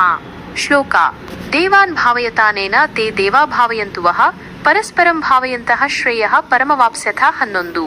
ಕನ್ನಡ ಅರ್ಥ: ಅನೇನ ಈ ಯಜ್ಞದಿಂದ ದೇವಾನ್ ದೇವತೆಗಳನ್ನು ಭಾವಯತಾ ಪೋಷಿಸಿರಿ, ತೇ ದೇವಾಹ ಆ ದೇವತೆಗಳು ವಹ ನಿಮ್ಮನ್ನು ಭಾವಯಂತು ಪೋಷಿಸಲಿ, ಪರಸ್ಪರಂ ಒಬ್ಬರನ್ನೊಬ್ಬರು ಭಾವಯಂತಹ ಪೋಷಿಸುತ್ತಾ, ಪರಮಂ ಶ್ರೇಯಃ ಉತ್ತಮವಾದ ಒಳಿತನ್ನು ಮೋಕ್ಷವನ್ನು ಆಪ್ಸ್ಯಥ ನೀವು ಪಡೆಯುವಿರಿ. ವಿವರಣೆ: ಈ ಶ್ಲೋಕದಲ್ಲಿ ಶ್ರೀಕೃಷ್ಣನು ಯಜ್ಞ ಮತ್ತು ದೇವತೆಗಳ ನಡುವಿನ ಪರಸ್ಪರ ಸಂಬಂಧವನ್ನು ವಿವರಿಸುತ್ತಾನೆ. ಮನುಷ್ಯರು ಯಜ್ಞಗಳ ಮೂಲಕ ದೇವತೆಗಳನ್ನು ಪೋಷಿಸಿದರೆ ದೇವತೆಗಳು ಮನುಷ್ಯರನ್ನು ಪೋಷಿಸುತ್ತಾರೆ. ಈ ಪರಸ್ಪರ ಸಹಕಾರದಿಂದ ಎಲ್ಲರಿಗೂ ಉನ್ನತಿ ಮತ್ತು ಅಂತಿಮವಾಗಿ ಮೋಕ್ಷವು ಲಭಿಸುತ್ತದೆ ಎಂದು ಕೃಷ್ಣನು ಹೇಳುತ್ತಾನೆ. ದೇವಾನ್ ಭಾವಯತಾನೇನ ಇದರರ್ಥ, ಈ ಯಜ್ಞದಿಂದ ದೇವತೆಗಳನ್ನು ಪೋಷಿಸಿರಿ. ಇಲ್ಲಿ ಯಜ್ಞ ಎಂದರೆ ಕೇವಲ ಅಗ್ನಿಯಲ್ಲಿ ಅರ್ಪಣೆ ಮಾಡುವುದು ಮಾತ್ರವಲ್ಲ, ಬದಲಾಗಿ ನಮ್ಮ ಕರ್ತವ್ಯಗಳನ್ನು ನಿಷ್ಠೆಯಿಂದ ನಿರ್ವಹಿಸುವುದು ಮತ್ತು ನಿಸರ್ಗದ ನಿಯಮಗಳಿಗೆ ಅನುಗುಣವಾಗಿ ನಡೆದುಕೊಳ್ಳುವುದು ಎಂದರ್ಥ. ದೇವತೆಗಳು ನಿಸರ್ಗದ ಶಕ್ತಿಗಳನ್ನು ಪ್ರತಿನಿಧಿಸುತ್ತಾರೆ. ಉದಾಹರಣೆಗೆ ಅಗ್ನಿ, ವಾಯು, ಮಳೆ. ನಾವು ನಮ್ಮ ಕರ್ತವ್ಯಗಳನ್ನು ಸರಿಯಾಗಿ ನಿರ್ವಹಿಸಿದಾಗ ನಿಸರ್ಗದ ಸಮತೋಲನವನ್ನು ಕಾಪಾಡಲು ಸಹಾಯ ಮಾಡುತ್ತೇವೆ ಮತ್ತು ಇದರಿಂದ ದೇವತೆಗಳು ಸಂತುಷ್ಟರಾಗುತ್ತಾರೆ. ತೇ ದೇವಾ ಭಾವಯಂತು ವಹ ಇದರರ್ಥ, ಆ ದೇವತೆಗಳು ನಿಮ್ಮನ್ನು ಪೋಷಿಸಲಿ. ನಾವು ನಮ್ಮ ಕರ್ತವ್ಯಗಳನ್ನು ಸರಿಯಾಗಿ ನಿರ್ವಹಿಸಿದಾಗ ಮತ್ತು ನಿಸರ್ಗದ ನಿಯಮಗಳನ್ನು ಗೌರವಿಸಿದಾಗ ದೇವತೆಗಳು ನಮಗೆ ಅಗತ್ಯವಾದ ಸಂಪನ್ಮೂಲಗಳನ್ನು, ಉದಾಹರಣೆಗೆ ಮಳೆ, ಬೆಳೆ, ಆರೋಗ್ಯ ನೀಡುವ ಮೂಲಕ ನಮ್ಮನ್ನು ಪೋಷಿಸುತ್ತಾರೆ. ಇದು ಮನುಷ್ಯ ಮತ್ತು ನಿಸರ್ಗದ ನಡುವಿನ ಒಂದು ಸಾಮರಸ್ಯದ ಸಂಬಂಧವನ್ನು ಸೂಚಿಸುತ್ತದೆ. ಪರಸ್ಪರಂ ಭಾವಯಂತಹ ಶ್ರೇಯಃ ಪರಮವಾಪ್ಸ್ಯಥ. ಇದರರ್ಥ ಒಬ್ಬರನ್ನೊಬ್ಬರು ಪೋಷಿಸುತ್ತಾ ನೀವು ಪರಮವಾದ ಒಳಿತನ್ನು, ಮೋಕ್ಷವನ್ನು ಪಡೆಯುವಿರಿ. ಮನುಷ್ಯರು ದೇವತೆಗಳನ್ನು ಪೋಷಿಸುವುದು ಮತ್ತು ದೇವತೆಗಳು ಮನುಷ್ಯರನ್ನು ಪೋಷಿಸುವುದು, ಈ ಪರಸ್ಪರ ಸಹಕಾರದಿಂದಾಗಿ ಎಲ್ಲರಿಗೂ ಅಭಿವೃದ್ಧಿ ಮತ್ತು ಅಂತಿಮವಾಗಿ ಆಧ್ಯಾತ್ಮಿಕ ಉನ್ನತಿ ಸಾಧ್ಯವಾಗುತ್ತದೆ. ನಾವು ನಮ್ಮ ಕರ್ತವ್ಯಗಳನ್ನು ನಿಸ್ವಾರ್ಥವಾಗಿ ನಿರ್ವಹಿಸಿದಾಗ ಮತ್ತು ನಿಸರ್ಗದೊಂದಿಗೆ ಸಾಮರಸ್ಯದಿಂದ ಬಾಳಿದಾಗ ನಾವು ಭೌತಿಕ ಮತ್ತು ಆಧ್ಯಾತ್ಮಿಕವಾಗಿ ಪ್ರಗತಿಯನ್ನು ಸಾಧಿಸುತ್ತೇವೆ. ಹೀಗೆ ಶ್ರೀಕೃಷ್ಣನು ಯಜ್ಞದ ಮಹತ್ವವನ್ನು ಕೇವಲ ಧಾರ್ಮಿಕ ಆಚರಣೆಯಾಗಿ ಮಾತ್ರವಲ್ಲದೆ ಮನುಷ್ಯ ಮತ್ತು ನಿಸರ್ಗದ ನಡುವಿನ ಪರಸ್ಪರ ಅವಲಂಬನೆಯ ಸಂಕೇತವಾಗಿಯೂ ವಿವರಿಸುತ್ತಾನೆ. ನಮ್ಮ ಕರ್ತವ್ಯಗಳನ್ನು ನಿಷ್ಠೆಯಿಂದ ನಿರ್ವಹಿಸುವುದು ಮತ್ತು ನಿಸರ್ಗವನ್ನು ಗೌರವಿಸುವುದು ನಮ್ಮೆಲ್ಲರ ಉನ್ನತಿಗೆ ಅತ್ಯಗತ್ಯ. ಈ ಶ್ಲೋಕವು ಕರ್ಮಯೋಗದ ತತ್ವವನ್ನು ಮತ್ತಷ್ಟು ಬಲಪಡಿಸುತ್ತದೆ, ಏಕೆಂದರೆ ನಿಸ್ವಾರ್ಥ ಕರ್ಮವು ವೈಯಕ್ತಿಕ ಮತ್ತು ಸಾಮಾಜಿಕ ಕಲ್ಯಾಣಕ್ಕೆ ಕಾರಣವಾಗುತ್ತದೆ. ಓಂ ಶ್ರೀಕೃಷ್ಣ ಪರಮಾತ್ಮನೇ ನಮಃ. ಶ್ಲೋಕ: ಯಜ್ಞಶಿಷ್ಟಾಶಿನಃ ಸಂತೋ ಮುಚ್ಯಂತೆ ಸರ್ವಕಿಲ್ಬಿಷೈಃ ಭುಂಜತೆ ತೇ ತ್ವಘಂ ಪಾಪ ಯೇ ಪಚಂತ್ಯಾತ್ಮಕಾರಣಾತ್. 13. ಕನ್ನಡ ಅರ್ಥ: ಯಜ್ಞಶಿಷ್ಟಾಶಿನಃ, ಯಜ್ಞದಲ್ಲಿ ಉಳಿದದ್ದನ್ನು ತಿನ್ನುವ ಸಂತಹ ಸಜ್ಜನರು, ಸರ್ವಕಿಲ್ಬಿಷೈಃ, ಎಲ್ಲಾ ಪಾಪಗಳಿಂದ ಮುಚ್ಚಂತೆ, ಮುಕ್ತರಾಗುತ್ತಾರೆ. ತು ಆದರೆ ಯೇ ಯಾರು, ಆತ್ಮಕಾರಣಾತ್ ತಮ್ಮ ಸ್ವಂತಕ್ಕಾಗಿ, ಪಚಂತಿ ಅಡುಗೆ ಮಾಡಿಕೊಳ್ಳುತ್ತಾರೋ, ತೇ ಪಾಪಃ ಅವರು ಪಾಪಿಗಳು, ಅಘಂ ಪಾಪವನ್ನು ಭುಂಜತೆ ತಿನ್ನುತ್ತಾರೆ. ವಿವರಣೆ: ಈ ಶ್ಲೋಕದಲ್ಲಿ ಶ್ರೀಕೃಷ್ಣನು ಯಜ್ಞದ ನಂತರ ಉಳಿದ ಪ್ರಸಾದವನ್ನು ಸೇವಿಸುವುದರ ಮಹತ್ವವನ್ನು ಮತ್ತು ಸ್ವಾರ್ಥಕ್ಕಾಗಿ ಆಹಾರವನ್ನು ತಯಾರಿಸಿ ತಿನ್ನುವುದರ ದೋಷವನ್ನು ವಿವರಿಸುತ್ತಾನೆ. ಯಜ್ಞ ಶಿಷ್ಟಾಶಿನಃ ಸಂತೋ ಮುಚ್ಚಂತೆ ಸರ್ವಕಿಲ್ಬಿಷೈಃ. ಇದರರ್ಥ ಯಜ್ಞದಲ್ಲಿ ಮೊದಲು ಅರ್ಪಿಸಿದ ನಂತರ ಉಳಿದ ಆಹಾರವನ್ನು, ಪ್ರಸಾದವನ್ನು ಸೇವಿಸುವ ಸಜ್ಜನರು ಎಲ್ಲಾ ರೀತಿಯ ಪಾಪಗಳಿಂದ ಮುಕ್ತರಾಗುತ್ತಾರೆ. ಯಜ್ಞವು ಒಂದು ಪವಿತ್ರವಾದ ಕ್ರಿಯೆ ಮತ್ತು ಅದರಲ್ಲಿ ಅರ್ಪಿಸಿದ ವಸ್ತುವು ಪವಿತ್ರವಾಗುತ್ತದೆ. ಅಂತಹ ಪವಿತ್ರವಾದ ಪ್ರಸಾದವನ್ನು ಸೇವಿಸುವುದರಿಂದ ನಮ್ಮ ಕರ್ಮದ ಬಂಧನಗಳು ಮತ್ತು ಪಾಪಗಳು ನಾಶವಾಗುತ್ತವೆ ಮತ್ತು ನಾವು ಆಧ್ಯಾತ್ಮಿಕವಾಗಿ ಶುದ್ಧರಾಗುತ್ತೇವೆ. ಭುಂಜತೆ ತೇ ತ್ವಘಂ ಪಾಪ ಯೇ ಪಚಂತ್ಯಾತ್ಮ ಕಾರಣಾತ್.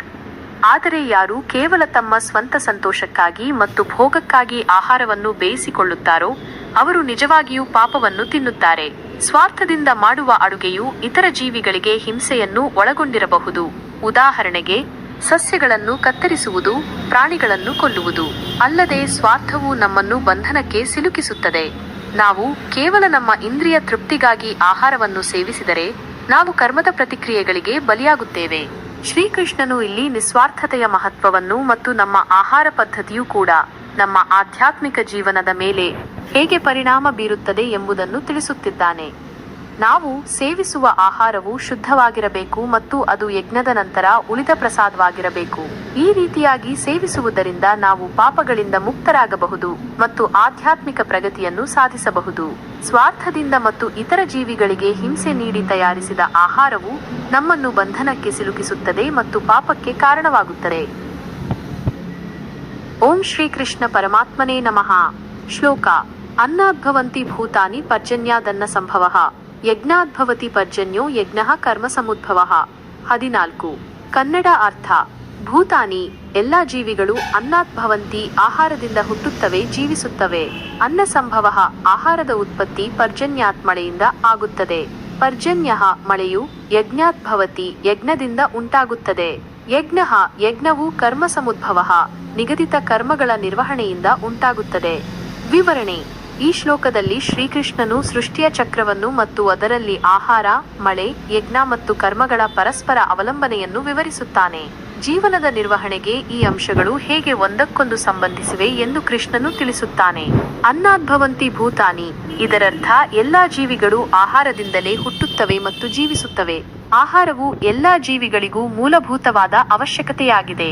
ಶರೀರವನ್ನು ಪೋಷಿಸಲು ಮತ್ತು ಜೀವನವನ್ನು ಮುಂದುವರಿಸಲು ಆಹಾರ ಅತ್ಯಗತ್ಯ.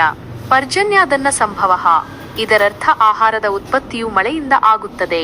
ಮಳೆಯು ಭೂಮಿಯನ್ನು ಫಲವತ್ತಾಗಿಸುತ್ತದೆ ಮತ್ತು ಬೆಳೆಗಳನ್ನು ಬೆಳೆಯಲು ಸಹಾಯ ಮಾಡುತ್ತದೆ. ಮಳೆಯಿಲ್ಲದೆ ಆಹಾರದ ಉತ್ಪಾದನೆ ಸಾಧ್ಯವಿಲ್ಲ. ಯಜ್ಞಾತ್ ಭವತಿ ಪರ್ಜನ್ಯೋ, ಇದರರ್ಥ ಮಳೆಯು ಯಜ್ಞದಿಂದ ಉಂಟಾಗುತ್ತದೆ. ಇಲ್ಲಿ ಯಜ್ಞ ಎಂದರೆ ಕೇವಲ ಅಗ್ನಿಯಲ್ಲಿ ಅರ್ಪಣೆ ಮಾಡುವುದು ಮಾತ್ರವಲ್ಲ, ಬದಲಾಗಿ ಶಾಸ್ತ್ರವಿಹಿತವಾದ ಕರ್ಮಗಳನ್ನು ಮತ್ತು ನಿಸರ್ಗದ ನಿಯಮಗಳನ್ನು ಗೌರವಿಸುವುದು ಎಂದರ್ಥ. ನಾವು ನಮ್ಮ ಕರ್ತವ್ಯಗಳನ್ನು ಸರಿಯಾಗಿ ನಿರ್ವಹಿಸಿದಾಗ ಮತ್ತು ನಿಸರ್ಗದೊಂದಿಗೆ ಸಾಮರಸ್ಯದಿಂದ ಬಾಳಿದಾಗ ನೈಸರ್ಗಿಕ ಸಮತೋಲನವನ್ನು ಕಾಪಾಡಲು ಸಹಾಯ ಮಾಡುತ್ತೇವೆ. ಇದು ಸರಿಯಾದ ಸಮಯದಲ್ಲಿ ಮಳೆಯನ್ನು ಉಂಟುಮಾಡುತ್ತದೆ. ಯಜ್ಞಃ ಕರ್ಮ ಸಮುದ್ಭವಃ, ಇದರರ್ಥ ಯಜ್ಞವು ನಿಗದಿತ ಕರ್ಮಗಳ ನಿರ್ವಹಣೆಯಿಂದ ಉಂಟಾಗುತ್ತದೆ. ಶಾಸ್ತ್ರಗಳಲ್ಲಿ ವಿಧಿಸಲಾದ ಕರ್ಮಗಳನ್ನು, ನಮ್ಮ ಕರ್ತವ್ಯಗಳನ್ನು ನಾವು ಶ್ರದ್ಧೆಯಿಂದ ನಿರ್ವಹಿಸಿದಾಗ ಅದು ಯಜ್ಞದಂತಾಗುತ್ತದೆ ಮತ್ತು ಈ ಯಜ್ಞವು ಮಳೆಗೆ ಕಾರಣವಾಗುತ್ತದೆ. ಹೀಗೆ ಶ್ರೀಕೃಷ್ಣನು ಸೃಷ್ಟಿಯ ಈ ಚಕ್ರದಲ್ಲಿ ಪ್ರತಿಯೊಂದು ಅಂಶವೂ ಹೇಗೆ ಪರಸ್ಪರ ಅವಲಂಬಿತವಾಗಿದೆ ಎಂದು ತೋರಿಸುತ್ತಾನೆ. ಆಹಾರವು ಜೀವಕ್ಕೆ ಆಧಾರ, ಮಳೆಯು ಆಹಾರಕ್ಕೆ ಆಧಾರ, ಯಜ್ಞವು ಮಳೆಗೆ ಆಧಾರ ಮತ್ತು ಕರ್ಮವು ಯಜ್ಞಕ್ಕೆ ಆಧಾರ. ಆದ್ದರಿಂದ ನಾವು ನಮ್ಮ ನಿಗದಿತ ಕರ್ತವ್ಯಗಳನ್ನು ಸರಿಯಾಗಿ ನಿರ್ವಹಿಸುವುದು ಈ ಸಂಪೂರ್ಣ ವ್ಯವಸ್ಥೆಯ ಸುಸ್ಥಿತಿಗೆ ಅತ್ಯಗತ್ಯ. ಈ ಶ್ಲೋಕವು ಕರ್ಮಯೋಗದ ಮಹತ್ವವನ್ನು ಮತ್ತಷ್ಟು ಬಲಪಡಿಸುತ್ತದೆ, ಏಕೆಂದರೆ ನಮ್ಮ ಕರ್ಮಗಳು ಕೇವಲ ನಮ್ಮ ವೈಯಕ್ತಿಕ ಜೀವನದ ಮೇಲೆ ಮಾತ್ರವಲ್ಲದೆ ಇಡೀ ನಿಸರ್ಗದ ಮೇಲೆ ಪರಿಣಾಮ ಬೀರುತ್ತವೆ. ಓಂ ಶ್ರೀಕೃಷ್ಣ ಪರಮಾತ್ಮನೇ ನಮಃ. ಶ್ಲೋಕ: ಕರ್ಮ ಬ್ರಹ್ಮೋದ್ಭವಂ ವಿಧಿ ಬ್ರಹ್ಮಾಕ್ಷರ ಸಮುದ್ಭವಂ ತಸ್ಮಾತ್ ಸರ್ವಗತಂ ಬ್ರಹ್ಮ ನಿತ್ಯಂ ಯಜ್ಞೇ ಪ್ರತಿಷ್ಠಿತಂ. 15. ಕನ್ನಡ ಅರ್ಥ: ಕರ್ಮ ನಿಗದಿತ ಕರ್ತವ್ಯಗಳು, ಬ್ರಹ್ಮೋದ್ಭವಂ ವೇದಗಳಿಂದ ಹುಟ್ಟಿದವು, ವಿಧಿ ತಿಳಿ. ಬ್ರಹ್ಮ ವೇದಗಳು, ಅಕ್ಷರ ಸಮುದ್ಭವಂ ನಾಶವಿಲ್ಲದ ಪರಬ್ರಹ್ಮನಿಂದ ಹುಟ್ಟಿದವು. ತಸ್ಮಾತ್ ಆದ್ದರಿಂದ, ಸರ್ವಗತಂ ಬ್ರಹ್ಮ ಸರ್ವವ್ಯಾಪಿಯಾದ ಪರಬ್ರಹ್ಮ, ನಿತ್ಯಂ ಶಾಶ್ವತವಾಗಿ, ಯಜ್ಞೆ ಯಜ್ಞದಲ್ಲಿ, ಕರ್ಮದಲ್ಲಿ, ಪ್ರತಿಷ್ಠಿತಂ ನೆಲೆಗೊಂಡಿದೆ. ವಿವರಣೆ: ಈ ಶ್ಲೋಕದಲ್ಲಿ ಶ್ರೀಕೃಷ್ಣನು ಕರ್ಮದ ಮೂಲವನ್ನು ಮತ್ತು ಅದರ ಪರಬ್ರಹ್ಮನೊಂದಿಗಿನ ಸಂಬಂಧವನ್ನು ವಿವರಿಸುತ್ತಾನೆ. ನಮ್ಮ ಕರ್ತವ್ಯಗಳು ವೇದಗಳಿಂದ ಬಂದಿವೆ ಮತ್ತು ವೇದಗಳು ಪರಬ್ರಹ್ಮನಿಂದಲೇ ಉದ್ಭವಿಸಿವೆ. ಆದ್ದರಿಂದ ಪರಬ್ರಹ್ಮನು ಯಾವಾಗಲೂ ಯಜ್ಞದಲ್ಲಿ, ಕರ್ಮದಲ್ಲಿ ನೆಲೆಸಿರುತ್ತಾನೆ ಎಂದು ಕೃಷ್ಣನು ತಿಳಿಸುತ್ತಾನೆ. ಕರ್ಮ ಬ್ರಹ್ಮೋದ್ಭವಂ ವಿಧಿ, ಇದರರ್ಥ ನಿಗದಿತ ಕರ್ತವ್ಯಗಳು, ಯಜ್ಞಗಳು ಸೇರಿದಂತೆ ವೇದಗಳಿಂದ ಹುಟ್ಟಿಕೊಂಡಿವೆ ಎಂದು ತಿಳಿಯಿರಿ. ವೇದಗಳು ಧರ್ಮ ಮತ್ತು ಕರ್ಮಗಳ ಬಗ್ಗೆ ಜ್ಞಾನವನ್ನು ನೀಡುತ್ತವೆ. ನಮ್ಮ ಜೀವನದಲ್ಲಿ ನಾವು ನಿರ್ವಹಿಸಬೇಕಾದ ವಿವಿಧ ಕರ್ತವ್ಯಗಳು ವೇದಗಳಲ್ಲಿ ವಿವರಿಸಲ್ಪಟ್ಟಿವೆ. ಬ್ರಹ್ಮಾಕ್ಷರ ಸಮುದ್ಭವಂ, ಇದರರ್ಥ ವೇದಗಳು ನಾಶವಿಲ್ಲದ ಪರಬ್ರಹ್ಮನಿಂದ ಉದ್ಭವಿಸಿವೆ. ಪರಬ್ರಹ್ಮನು ಜ್ಞಾನದ ಮೂಲ ಮತ್ತು ವೇದಗಳು ಆ ಜ್ಞಾನದ ಅಭಿವ್ಯಕ್ತಿ. ವೇದಗಳು ಅಪೌರುಷೇಯ, ಮಾನವರಿಂದ ರಚಿತವಲ್ಲದ ಮತ್ತು ಶಾಶ್ವತವಾದ ಜ್ಞಾನವನ್ನು ಒಳಗೊಂಡಿವೆ. ತಸ್ಮಾತ್ ಸರ್ವಗತಂ ಬ್ರಹ್ಮ ನಿತ್ಯಂ ಯಜ್ಞೇ ಪ್ರತಿಷ್ಠಿತಂ, ಆದ್ದರಿಂದ ಸರ್ವವ್ಯಾಪಿಯಾದ ಪರಬ್ರಹ್ಮನು ಯಾವಾಗಲೂ ಯಜ್ಞದಲ್ಲಿ, ಕರ್ಮದಲ್ಲಿ ನೆಲೆಗೊಂಡಿರುತ್ತಾನೆ. ಪರಬ್ರಹ್ಮನು ಎಲ್ಲೆಡೆ ಇದ್ದರೂ ಯಜ್ಞದ ಆಚರಣೆಯಲ್ಲಿ ಅವನು ವಿಶೇಷವಾಗಿ ಪ್ರಕಟಗೊಳ್ಳುತ್ತಾನೆ. ಕರ್ಮವು ವೇದಗಳಿಂದ ಬಂದಿರುವುದರಿಂದ ಮತ್ತು ವೇದಗಳು ಪರಬ್ರಹ್ಮನಿಂದ ಬಂದಿರುವುದರಿಂದ ಕರ್ಮವು ಪರಬ್ರಹ್ಮನೊಂದಿಗೆ ನೇರವಾದ ಸಂಬಂಧವನ್ನು ಹೊಂದಿದೆ. ಯಜ್ಞವು ಪರಬ್ರಹ್ಮನನ್ನು ತಲುಪುವ ಒಂದು ಮಾರ್ಗವಾಗಿದೆ. ಹೀಗೆ ಶ್ರೀಕೃಷ್ಣನು ಕರ್ಮದ ಪವಿತ್ರತೆಯನ್ನು ಮತ್ತು ಅದರ ದೈವಿಕ ಮೂಲವನ್ನು ಒತ್ತಿ ಹೇಳುತ್ತಾನೆ. ನಮ್ಮ ಕರ್ತವ್ಯಗಳನ್ನು ವೇದಗಳ ಮಾರ್ಗದರ್ಶನದಂತೆ ನಿರ್ವಹಿಸುವುದು ಪರಬ್ರಹ್ಮನಿಗೆ ಸಲ್ಲಿಸುವ ಸೇವೆಯಾಗುತ್ತದೆ. ಯಜ್ಞವು ಕೇವಲ ಒಂದು ಆಚರಣೆಯಲ್ಲ, ಅದು ಪರಬ್ರಹ್ಮನೊಂದಿಗೆ ನಮ್ಮನ್ನು ಬೆಸೆಯುವ ಒಂದು ಮಾಧ್ಯಮ. ಆದ್ದರಿಂದ ನಮ್ಮ ಕರ್ಮಗಳನ್ನು ಶ್ರದ್ಧೆಯಿಂದ ಮತ್ತು ಶಾಸ್ತ್ರೋಕ್ತವಾಗಿ ನಿರ್ವಹಿಸುವುದು ಆಧ್ಯಾತ್ಮಿಕ ಪ್ರಗತಿಗೆ ಅತ್ಯಗತ್ಯ. ಓಂ ಶ್ರೀಕೃಷ್ಣ ಪರಮಾತ್ಮನೇ ನಮಃ. ಶ್ಲೋಕ: ಏವಂ ಪ್ರವರ್ತಿತಂ ಚಕ್ರಂ ನಾನುವರ್ತಯತೀಹ ಯಃ ಅಘಾಯುರಿಂದ್ರಿಯಾರಾಮೋ ಮೋಘಂ ಪಾರ್ಥ ಸ ಜೀವತಿ. 16. ಕನ್ನಡ ಅರ್ಥ: ಪಾರ್ಥ, ಹೇ ಪಾರ್ಥನೆ, ಇಹ ಈ ಜಗತ್ತಿನಲ್ಲಿ, ಏವಂ ಪ್ರವರ್ತಿತಂ ಈ ರೀತಿ ತಿರುಗುತ್ತಿರುವ, ಸ್ಥಾಪಿಸಲ್ಪಟ್ಟ ಚಕ್ರಂ ಚಕ್ರವನ್ನು, ಯಜ್ಞದ ಚಕ್ರವನ್ನು, ಕರ್ಮದ ಚಕ್ರವನ್ನು, ಯಹ ಯಾವನು ನ ಅನುವರ್ತಯತಿ ಅನುಸರಿಸುವುದಿಲ್ಲ, ಇಂದ್ರಿಯಾರಾಮಃ ಇಂದ್ರಿಯಗಳ ಭೋಗದಲ್ಲಿ ಆಸಕ್ತಿ ಹೊಂದಿರುವ, ಅಘಾಯುಃ ಪಾಪಮಯವಾದ ಜೀವನವುಳ್ಳ ಸಹ ಅವನು ಮೋಘಂ ವ್ಯರ್ಥವಾಗಿ ಜೀವಿಸುತ್ತಾನೆ. ವಿವರಣೆ: ಈ ಶ್ಲೋಕದಲ್ಲಿ ಶ್ರೀಕೃಷ್ಣನು ವೇದಗಳಿಂದ ಸ್ಥಾಪಿಸಲ್ಪಟ್ಟ ಕರ್ಮದ ಚಕ್ರವನ್ನು ಅನುಸರಿಸದವರ ಗತಿಯನ್ನು ವಿವರಿಸುತ್ತಾನೆ. ಯಾರು ತಮ್ಮ ಕರ್ತವ್ಯಗಳನ್ನು ನಿರ್ಲಕ್ಷಿಸಿ ಕೇವಲ ಇಂದ್ರಿಯ ಭೋಗದಲ್ಲಿ ಆಸಕ್ತಿ ಹೊಂದಿರುತ್ತಾರೋ ಅವರ ಜೀವನವು ವ್ಯರ್ಥ ಮತ್ತು ಪಾಪಮಯವಾಗಿರುತ್ತದೆ ಎಂದು ಕೃಷ್ಣನು ಎಚ್ಚರಿಸುತ್ತಾನೆ. ಏವಂ ಪ್ರವರ್ತಿತಂ ಚಕ್ರಂ ನಾನುವರ್ತಯತೀಹ ಯಃ, ಇದರರ್ಥ, ಹೇ ಪಾರ್ಥನೆ, ಈ ಜಗತ್ತಿನಲ್ಲಿ ವೇದಗಳಿಂದ ಸ್ಥಾಪಿಸಲ್ಪಟ್ಟ ಯಜ್ಞದ ಚಕ್ರವನ್ನು, ಅಂದರೆ ಕರ್ಮ, ಯಜ್ಞ, ಮಳೆ ಮತ್ತು ಆಹಾರದ ಪರಸ್ಪರ ಅವಲಂಬನೆಯ ಚಕ್ರವನ್ನು ಯಾರು ಅನುಸರಿಸುವುದಿಲ್ಲವೋ ಪ್ರತಿಯೊಬ್ಬ ವ್ಯಕ್ತಿಯು ಸಮಾಜದಲ್ಲಿ ತನ್ನದೇ ಆದ ಕರ್ತವ್ಯವನ್ನು ನಿರ್ವಹಿಸಬೇಕು ಮತ್ತು ಈ ಚಕ್ರದ ಭಾಗವಾಗಬೇಕು. ಯಾರು ತಮ್ಮ ಜವಾಬ್ದಾರಿಯನ್ನು ನಿರಾಕರಿಸುತ್ತಾರೋ ಅವರು ಈ ವ್ಯವಸ್ಥೆಯೊಂದಿಗೆ ಹೊಂದಾಣಿಕೆ ಹೊಂದುವುದಿಲ್ಲ. ಅಘಾಯುರಿಂದ್ರಿಯಾರಾಮೋ ಮೋಘಂ ಪಾರ್ಥ ಸ ಜೀವತಿ. ಅಂತಹ ವ್ಯಕ್ತಿಯು ಇಂದ್ರಿಯಾರಾಮಃ ಅಂದರೆ ಕೇವಲ ಇಂದ್ರಿಯಗಳ ಭೋಗದಲ್ಲಿ ಆಸಕ್ತಿ ಹೊಂದಿರುತ್ತಾನೆ. ಅವನು ತನ್ನ ಕರ್ತವ್ಯಗಳನ್ನು ನಿರ್ಲಕ್ಷಿಸಿ ಕೇವಲ ತನ್ನ ಸ್ವಂತ ಸುಖಕ್ಕಾಗಿ ಬದುಕುತ್ತಾನೆ. ಅಘಾಯುಹ ಎಂದರೆ ಪಾಪಮಯವಾದ ಜೀವನವನ್ನು ನಡೆಸುವವನು. ತನ್ನ ಕರ್ತವ್ಯವನ್ನು ನಿರ್ವಹಿಸದೆ ಕೇವಲ ಸ್ವಾರ್ಥಕ್ಕಾಗಿ ಬದುಕುವುದರಿಂದ ಅವನು ಪಾಪವನ್ನು ಗಳಿಸುತ್ತಾನೆ. ಅಂತಹ ವ್ಯಕ್ತಿಯ ಜೀವನವು ಮೋಘಂ ಅಂದರೆ ವ್ಯರ್ಥವಾಗಿರುತ್ತದೆ. ಅವನು ಯಾವುದೇ ಆಧ್ಯಾತ್ಮಿಕ ಪ್ರಗತಿಯನ್ನು ಸಾಧಿಸುವುದಿಲ್ಲ ಮತ್ತು ಅವನ ಲೌಕಿಕ ಜೀವನವು ಕೂಡ ನಿಜವಾದ ಸಂತೋಷವನ್ನು ಹೊಂದಿರುವುದಿಲ್ಲ. ಶ್ರೀಕೃಷ್ಣನು ಇಲ್ಲಿ ಪ್ರತಿಯೊಬ್ಬ ವ್ಯಕ್ತಿಯು ಸಮಾಜದಲ್ಲಿ ತನ್ನ ಪಾತ್ರವನ್ನು ಗುರುತಿಸಿ ತನ್ನ ಕರ್ತವ್ಯಗಳನ್ನು ನಿಷ್ಠೆಯಿಂದ ನಿರ್ವಹಿಸುವುದು ಎಷ್ಟು ಮುಖ್ಯ ಎಂಬುದನ್ನು ಒತ್ತಿ ಹೇಳುತ್ತಿದ್ದಾನೆ. ಕೇವಲ ಸ್ವಾರ್ಥಪೂರಿತ ಜೀವನವು ವ್ಯರ್ಥ ಮತ್ತು ಆಧ್ಯಾತ್ಮಿಕ ಅವನತಿಗೆ ಕಾರಣವಾಗುತ್ತದೆ. ವೇದಗಳು ನಿರ್ದೇಶಿಸಿದ ಮಾರ್ಗದಲ್ಲಿ ನಡೆಯುವುದು ಮತ್ತು ಯಜ್ಞದ ಚಕ್ರಕ್ಕೆ ಅನುಗುಣವಾಗಿ ಕರ್ಮವನ್ನು ಮಾಡುವುದು ನಮ್ಮ ಜೀವನಕ್ಕೆ ಅರ್ಥ ಮತ್ತು ಉದ್ದೇಶವನ್ನು ನೀಡುತ್ತದೆ. ಓಂ ಶ್ರೀಕೃಷ್ಣ ಪರಮಾತ್ಮನೇ ನಮಃ. ಶ್ಲೋಕ: ಯಸ್ತ್ವಾತ್ಮರತಿರೇವ ಸ್ಯಾದಾತ್ಮತೃಪ್ತಶ್ಚ ಮಾನವಃ ಆತ್ಮನ್ಯೇವ ಚ ಸಂತುಷ್ಟಸ್ತಸ್ಯ ಕಾರ್ಯಂ ನ ವಿದ್ಯತೆ. 17. ಕನ್ನಡ ಅರ್ಥ: ತು ಆದರೆ ಯಾವ ಮಾನವಃ ಮನುಷ್ಯನು ಆತ್ಮರತಿಃ ಏವ ಸ್ಯಾತ್ ಆತ್ಮನಲ್ಲಿಯೇ ಆನಂದವನ್ನು ಹೊಂದಿರುವನೋ, ಆತ್ಮತೃಪ್ತಃ ಚ ಆತ್ಮನಲ್ಲಿಯೇ ತೃಪ್ತಿಯನ್ನು ಹೊಂದಿರುವನೋ, ಆತ್ಮನಿ ಏವ ಚ ಸಂತುಷ್ಟಃ ಮತ್ತು ಆತ್ಮನಲ್ಲಿಯೇ ಸಂತೋಷವನ್ನು ಹೊಂದಿರುವನೋ, ತಸ್ಯ ಅವನಿಗೆ ಕಾರ್ಯಂನ ವಿದ್ಯತೆ ಯಾವುದೇ ಕರ್ತವ್ಯವಿಲ್ಲ. ವಿವರಣೆ: ಈ ಶ್ಲೋಕದಲ್ಲಿ ಶ್ರೀಕೃಷ್ಣನು ಆತ್ಮಜ್ಞಾನವನ್ನು ಪಡೆದ ಮತ್ತು ಆತ್ಮನಲ್ಲಿಯೇ ಸಂಪೂರ್ಣವಾಗಿ ತೃಪ್ತರಾದ ವ್ಯಕ್ತಿಯ ಸ್ಥಿತಿಯನ್ನು ವಿವರಿಸುತ್ತಾನೆ. ಅಂತಹವರಿಗೆ ಲೌಕಿಕ ಕರ್ಮಗಳನ್ನು ಮಾಡಬೇಕಾದ ಅಗತ್ಯವಿಲ್ಲ ಎಂದು ಕೃಷ್ಣನು ಹೇಳುತ್ತಾನೆ. ಯಸ್ತ್ವಾತ್ಮರತಿರೇವ ಸ್ಯಾತ್ ಇದರರ್ಥ ಯಾವ ಮನುಷ್ಯನು ಆತ್ಮನಲ್ಲಿಯೇ ತನ್ನ ನಿಜವಾದ ಸ್ವರೂಪದಲ್ಲಿಯೇ ಆನಂದವನ್ನು ಕಂಡುಕೊಳ್ಳುತ್ತಾನೋ ಅವನು ಬಾಹ್ಯ ವಿಷಯಗಳಲ್ಲಿ ಸಂತೋಷವನ್ನು ಹುಡುಕುವುದಿಲ್ಲ, ಬದಲಾಗಿ ತನ್ನ ಅಂತರಾತ್ಮದ ಆನಂದದಲ್ಲಿಯೇ ರಮಿಸುತ್ತಾನೆ. ಆತ್ಮತೃಪ್ತಶ್ಚ ಮಾನವಃ ಮತ್ತು ಯಾವ ಮನುಷ್ಯನು ಆತ್ಮನಲ್ಲಿಯೇ ಸಂಪೂರ್ಣ ತೃಪ್ತಿಯನ್ನು ಪಡೆಯುತ್ತಾನೋ ಅವನಿಗೆ ಬಾಹ್ಯ ವಸ್ತುಗಳು ಅಥವಾ ಸೌಕರ್ಯಗಳು ತೃಪ್ತಿಯನ್ನು ನೀಡುವುದಿಲ್ಲ, ಏಕೆಂದರೆ ಅವನು ಆತ್ಮದ ಅನಂತ ಆನಂದವನ್ನು ಅನುಭವಿಸಿರುತ್ತಾನೆ. ಆತ್ಮನ್ಯೇವ ಚ ಸಂತುಷ್ಟಃ ಮತ್ತು ಅವನು ಯಾವಾಗಲೂ ಆತ್ಮನಲ್ಲಿಯೇ ಸಂತೋಷವನ್ನು ಹೊಂದಿರುತ್ತಾನೆ. ಅವನಿಗೆ ಬಾಹ್ಯ ಪ್ರಪಂಚದ ಏರಿಳಿತಗಳು ಅಥವಾ ಸೌಕರ್ಯಗಳ ಕೊರತೆಯಿಂದ ಯಾವುದೇ ಅಸಮಾಧಾನ ಉಂಟಾಗುವುದಿಲ್ಲ. ಅವನು ತನ್ನ ಅಂತರಾತ್ಮದ ಶಾಂತಿ ಮತ್ತು ಸಂತೋಷದಲ್ಲಿ ಸ್ಥಿರವಾಗಿರುತ್ತಾನೆ. ತಸ್ಯ ಕಾರ್ಯಂ ನ ವಿದ್ಯತೆ ಅಂತಹ ಆತ್ಮಜ್ಞಾನಿಗಳಿಗೆ ಯಾವುದೇ ನಿರ್ದಿಷ್ಟ ಕರ್ತವ್ಯವಿಲ್ಲ, ಏಕೆಂದರೆ ಅವರು ತಮ್ಮ ಎಲ್ಲಾ ಆಸೆಗಳನ್ನು ಮತ್ತು ಅಗತ್ಯಗಳನ್ನು ಆತ್ಮನಲ್ಲಿಯೇ ಪೂರೈಸಿಕೊಂಡಿರುತ್ತಾರೆ. ಅವರಿಗೆ ಲೌಕಿಕ ಫಲಗಳನ್ನು ಪಡೆಯಲು ಯಾವುದೇ ಕರ್ಮವನ್ನು ಮಾಡುವ ಅಗತ್ಯವಿಲ್ಲ. ಅವರು ಕರ್ಮದ ಬಂಧನದಿಂದ ಮುಕ್ತರಾಗಿರುತ್ತಾರೆ. ಶ್ರೀಕೃಷ್ಣನು ಇಲ್ಲಿ ಆತ್ಮ ಸಾಕ್ಷಾತ್ಕಾರದ ಪರಮ ಸ್ಥಿತಿಯನ್ನು ವಿವರಿಸುತ್ತಿದ್ದಾನೆ. ಈ ಸ್ಥಿತಿಯನ್ನು ತಲುಪಿದ ವ್ಯಕ್ತಿಯು ಕರ್ಮದ ನಿಯಮಗಳಿಗೆ ಅತೀತನಾಗಿರುತ್ತಾನೆ. ಆದಾಗ್ಯೂ ಈ ಶ್ಲೋಕವು ಸಾಮಾನ್ಯ ಮನುಷ್ಯರಿಗೆ ಕರ್ಮವನ್ನು ತ್ಯಜಿಸಲು ಪ್ರೋತ್ಸಾಹಿಸುವುದಿಲ್ಲ. ಆತ್ಮಜ್ಞಾನವನ್ನು ಪಡೆಯುವವರೆಗೂ ಪ್ರತಿಯೊಬ್ಬರೂ ತಮ್ಮ ನಿಗದಿತ ಕರ್ತವ್ಯಗಳನ್ನು ನಿಸ್ವಾರ್ಥವಾಗಿ ನಿರ್ವಹಿಸುವುದು ಮುಖ್ಯ. ಆತ್ಮಜ್ಞಾನಿಯ ಕರ್ಮವು ಕೇವಲ ಲೋಕ ಕಲ್ಯಾಣಕ್ಕಾಗಿರುತ್ತದೆ, ಯಾವುದೇ ಸ್ವಂತ ಉದ್ದೇಶಕ್ಕಾಗಿ ಅಲ್ಲ. ಓಂ ಶ್ರೀಕೃಷ್ಣ ಪರಮಾತ್ಮನೇ ನಮಃ. ಶ್ಲೋಕ: ನೈವ ತಸ್ಯ ಕೃತೇನಾರ್ಥೋ ನಾಕೃತೇನೇಹ ಕಶ್ಚನ ನ ಚಾಸ್ಯ ಸರ್ವಭೂತೇಷು ಕಶ್ಚಿದರ್ಥವ್ಯಪಾಶ್ರಯಃ. 18. ಕನ್ನಡ ಅರ್ಥ: ತಸ್ಯ ಅವನಿಗೆ ಆತ್ಮ ಸಾಕ್ಷಾತ್ಕಾರ ಪಡೆದವನಿಗೆ ಕೃತೇನ ಕರ್ಮವನ್ನು ಮಾಡುವುದರಿಂದ ಅರ್ಥಃ ನ ಏವ ಯಾವುದೇ ಪ್ರಯೋಜನವಿಲ್ಲ. ಇಹ ಈ ಜಗತ್ತಿನಲ್ಲಿ ಅಕೃತೇನ ಕರ್ಮವನ್ನು ಮಾಡದೆ ಇರುವುದರಿಂದ ಕಶ್ಚನ ಯಾವುದೇ ಅನರ್ಥಃ ನ ಕೆಡುಕಿಲ್ಲ, ಚ ಮತ್ತು ಅಸ್ಯ ಅವನಿಗೆ ಸರ್ವಭೂತೇಷು ಎಲ್ಲಾ ಜೀವಿಗಳಲ್ಲಿ ಕಶ್ಚಿತ್ ಯಾವುದೇ ಅರ್ಥವ್ಯಪಾಶ್ರಯಃ ಸ್ವಂತ ಉದ್ದೇಶಕ್ಕಾಗಿ ಅವಲಂಬನೆನ ಇಲ್ಲ. ವಿವರಣೆ: ಈ ಶ್ಲೋಕವು ಆತ್ಮ ಸಾಕ್ಷಾತ್ಕಾರವನ್ನು ಪಡೆದ ವ್ಯಕ್ತಿಯ ಸ್ಥಿತಿಯನ್ನು ಮತ್ತಷ್ಟು ವಿವರಿಸುತ್ತದೆ. ಅಂತಹ ಮಹಾತ್ಮರಿಗೆ ಕರ್ಮವನ್ನು ಮಾಡುವುದರಿಂದಾಗಲಿ ಅಥವಾ ಮಾಡದಿರುವುದರಿಂದಾಗಲಿ ಯಾವುದೇ ವೈಯಕ್ತಿಕ ಲಾಭ ಅಥವಾ ನಷ್ಟ ಇರುವುದಿಲ್ಲ. ಅವರು ತಮ್ಮ ಸ್ವಂತ ಅಗತ್ಯಗಳಿಗಾಗಿ ಇತರ ಜೀವಿಗಳ ಮೇಲೆ ಅವಲಂಬಿತರಾಗಿರುವುದಿಲ್ಲ ಎಂದು ಶ್ರೀಕೃಷ್ಣನು ತಿಳಿಸುತ್ತಾನೆ. ನೈವ ತಸ್ಯ ಕೃತೇನಾರ್ಥೋ ನಾಕೃತೇನೇಹ ಕಶ್ಚನ ಇದರರ್ಥ ಆತ್ಮಜ್ಞಾನವನ್ನು ಪಡೆದ ವ್ಯಕ್ತಿಗೆ ಕರ್ಮವನ್ನು ಮಾಡುವುದರಿಂದ ಯಾವುದೇ ವೈಯಕ್ತಿಕ ಲಾಭವಾಗಲಿ ಅಥವಾ ಕರ್ಮವನ್ನು ಮಾಡದೇ ಇರುವುದರಿಂದ ಯಾವುದೇ ವೈಯಕ್ತಿಕ ನಷ್ಟವಾಗಲಿ ಇರುವುದಿಲ್ಲ.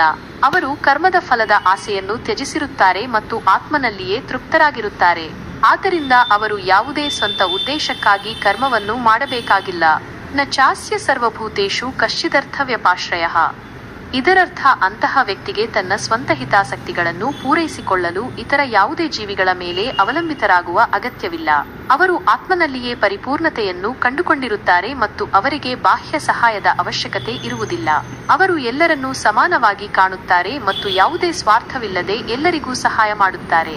ಶ್ರೀಕೃಷ್ಣನು ಇಲ್ಲಿ ಆತ್ಮ ಸಾಕ್ಷಾತ್ಕಾರದ ಉನ್ನತ ಸ್ಥಿತಿಯನ್ನು ವರ್ಣಿಸುತ್ತಿದ್ದಾನೆ. ಈ ಸ್ಥಿತಿಯನ್ನು ತಲುಪಿದವರು ಕರ್ಮದ ಬಂಧನದಿಂದ ಸಂಪೂರ್ಣವಾಗಿ ಮುಕ್ತರಾಗಿರುತ್ತಾರೆ. ಅವರ ಕ್ರಿಯೆಗಳು ಕೇವಲ ಲೋಕ ಕಲ್ಯಾಣಕ್ಕಾಗಿರುತ್ತವೆ, ಯಾವುದೇ ವೈಯಕ್ತಿಕ ಲಾಭಕ್ಕಾಗಿ ಅಲ್ಲ. ಅವರು ತಮ್ಮ ಜೀವನವನ್ನು ಇತರರಿಗೆ ಮಾದರಿಯಾಗಿ ನಡೆಸುತ್ತಾರೆ ಮತ್ತು ಎಲ್ಲರಿಗೂ ಆಧ್ಯಾತ್ಮಿಕ ಮಾರ್ಗದರ್ಶನವನ್ನು ನೀಡುತ್ತಾರೆ. ಆದಾಗ್ಯೂ ಈ ಸ್ಥಿತಿಯು ಸಾಮಾನ್ಯ ಮನುಷ್ಯರಿಗೆ ತಲುಪಲು ಕಷ್ಟಸಾಧ್ಯವಾದದ್ದು. ಆದ್ದರಿಂದ ನಾವು ನಮ್ಮ ಕರ್ತವ್ಯಗಳನ್ನು ನಿಸ್ವಾರ್ಥವಾಗಿ ನಿರ್ವಹಿಸುತ್ತಾ ಆತ್ಮಜ್ಞಾನವನ್ನು ಪಡೆಯಲು ಪ್ರಯತ್ನಿಸುವುದು ಮುಖ್ಯ. ಭಗವದ್ಗೀತೆ ಸಾಂಖ್ಯಯೋಗ ಅಧ್ಯಾಯ 3 ಶ್ಲೋಕ 1-18 ಭಾಗ 1. ಸಂಪೂರ್ಣ ಭಗವದ್ಗೀತೆಗಾಗಿ ಸಬ್ಸ್ಕ್ರೈಬ್ ಮಾಡಿ.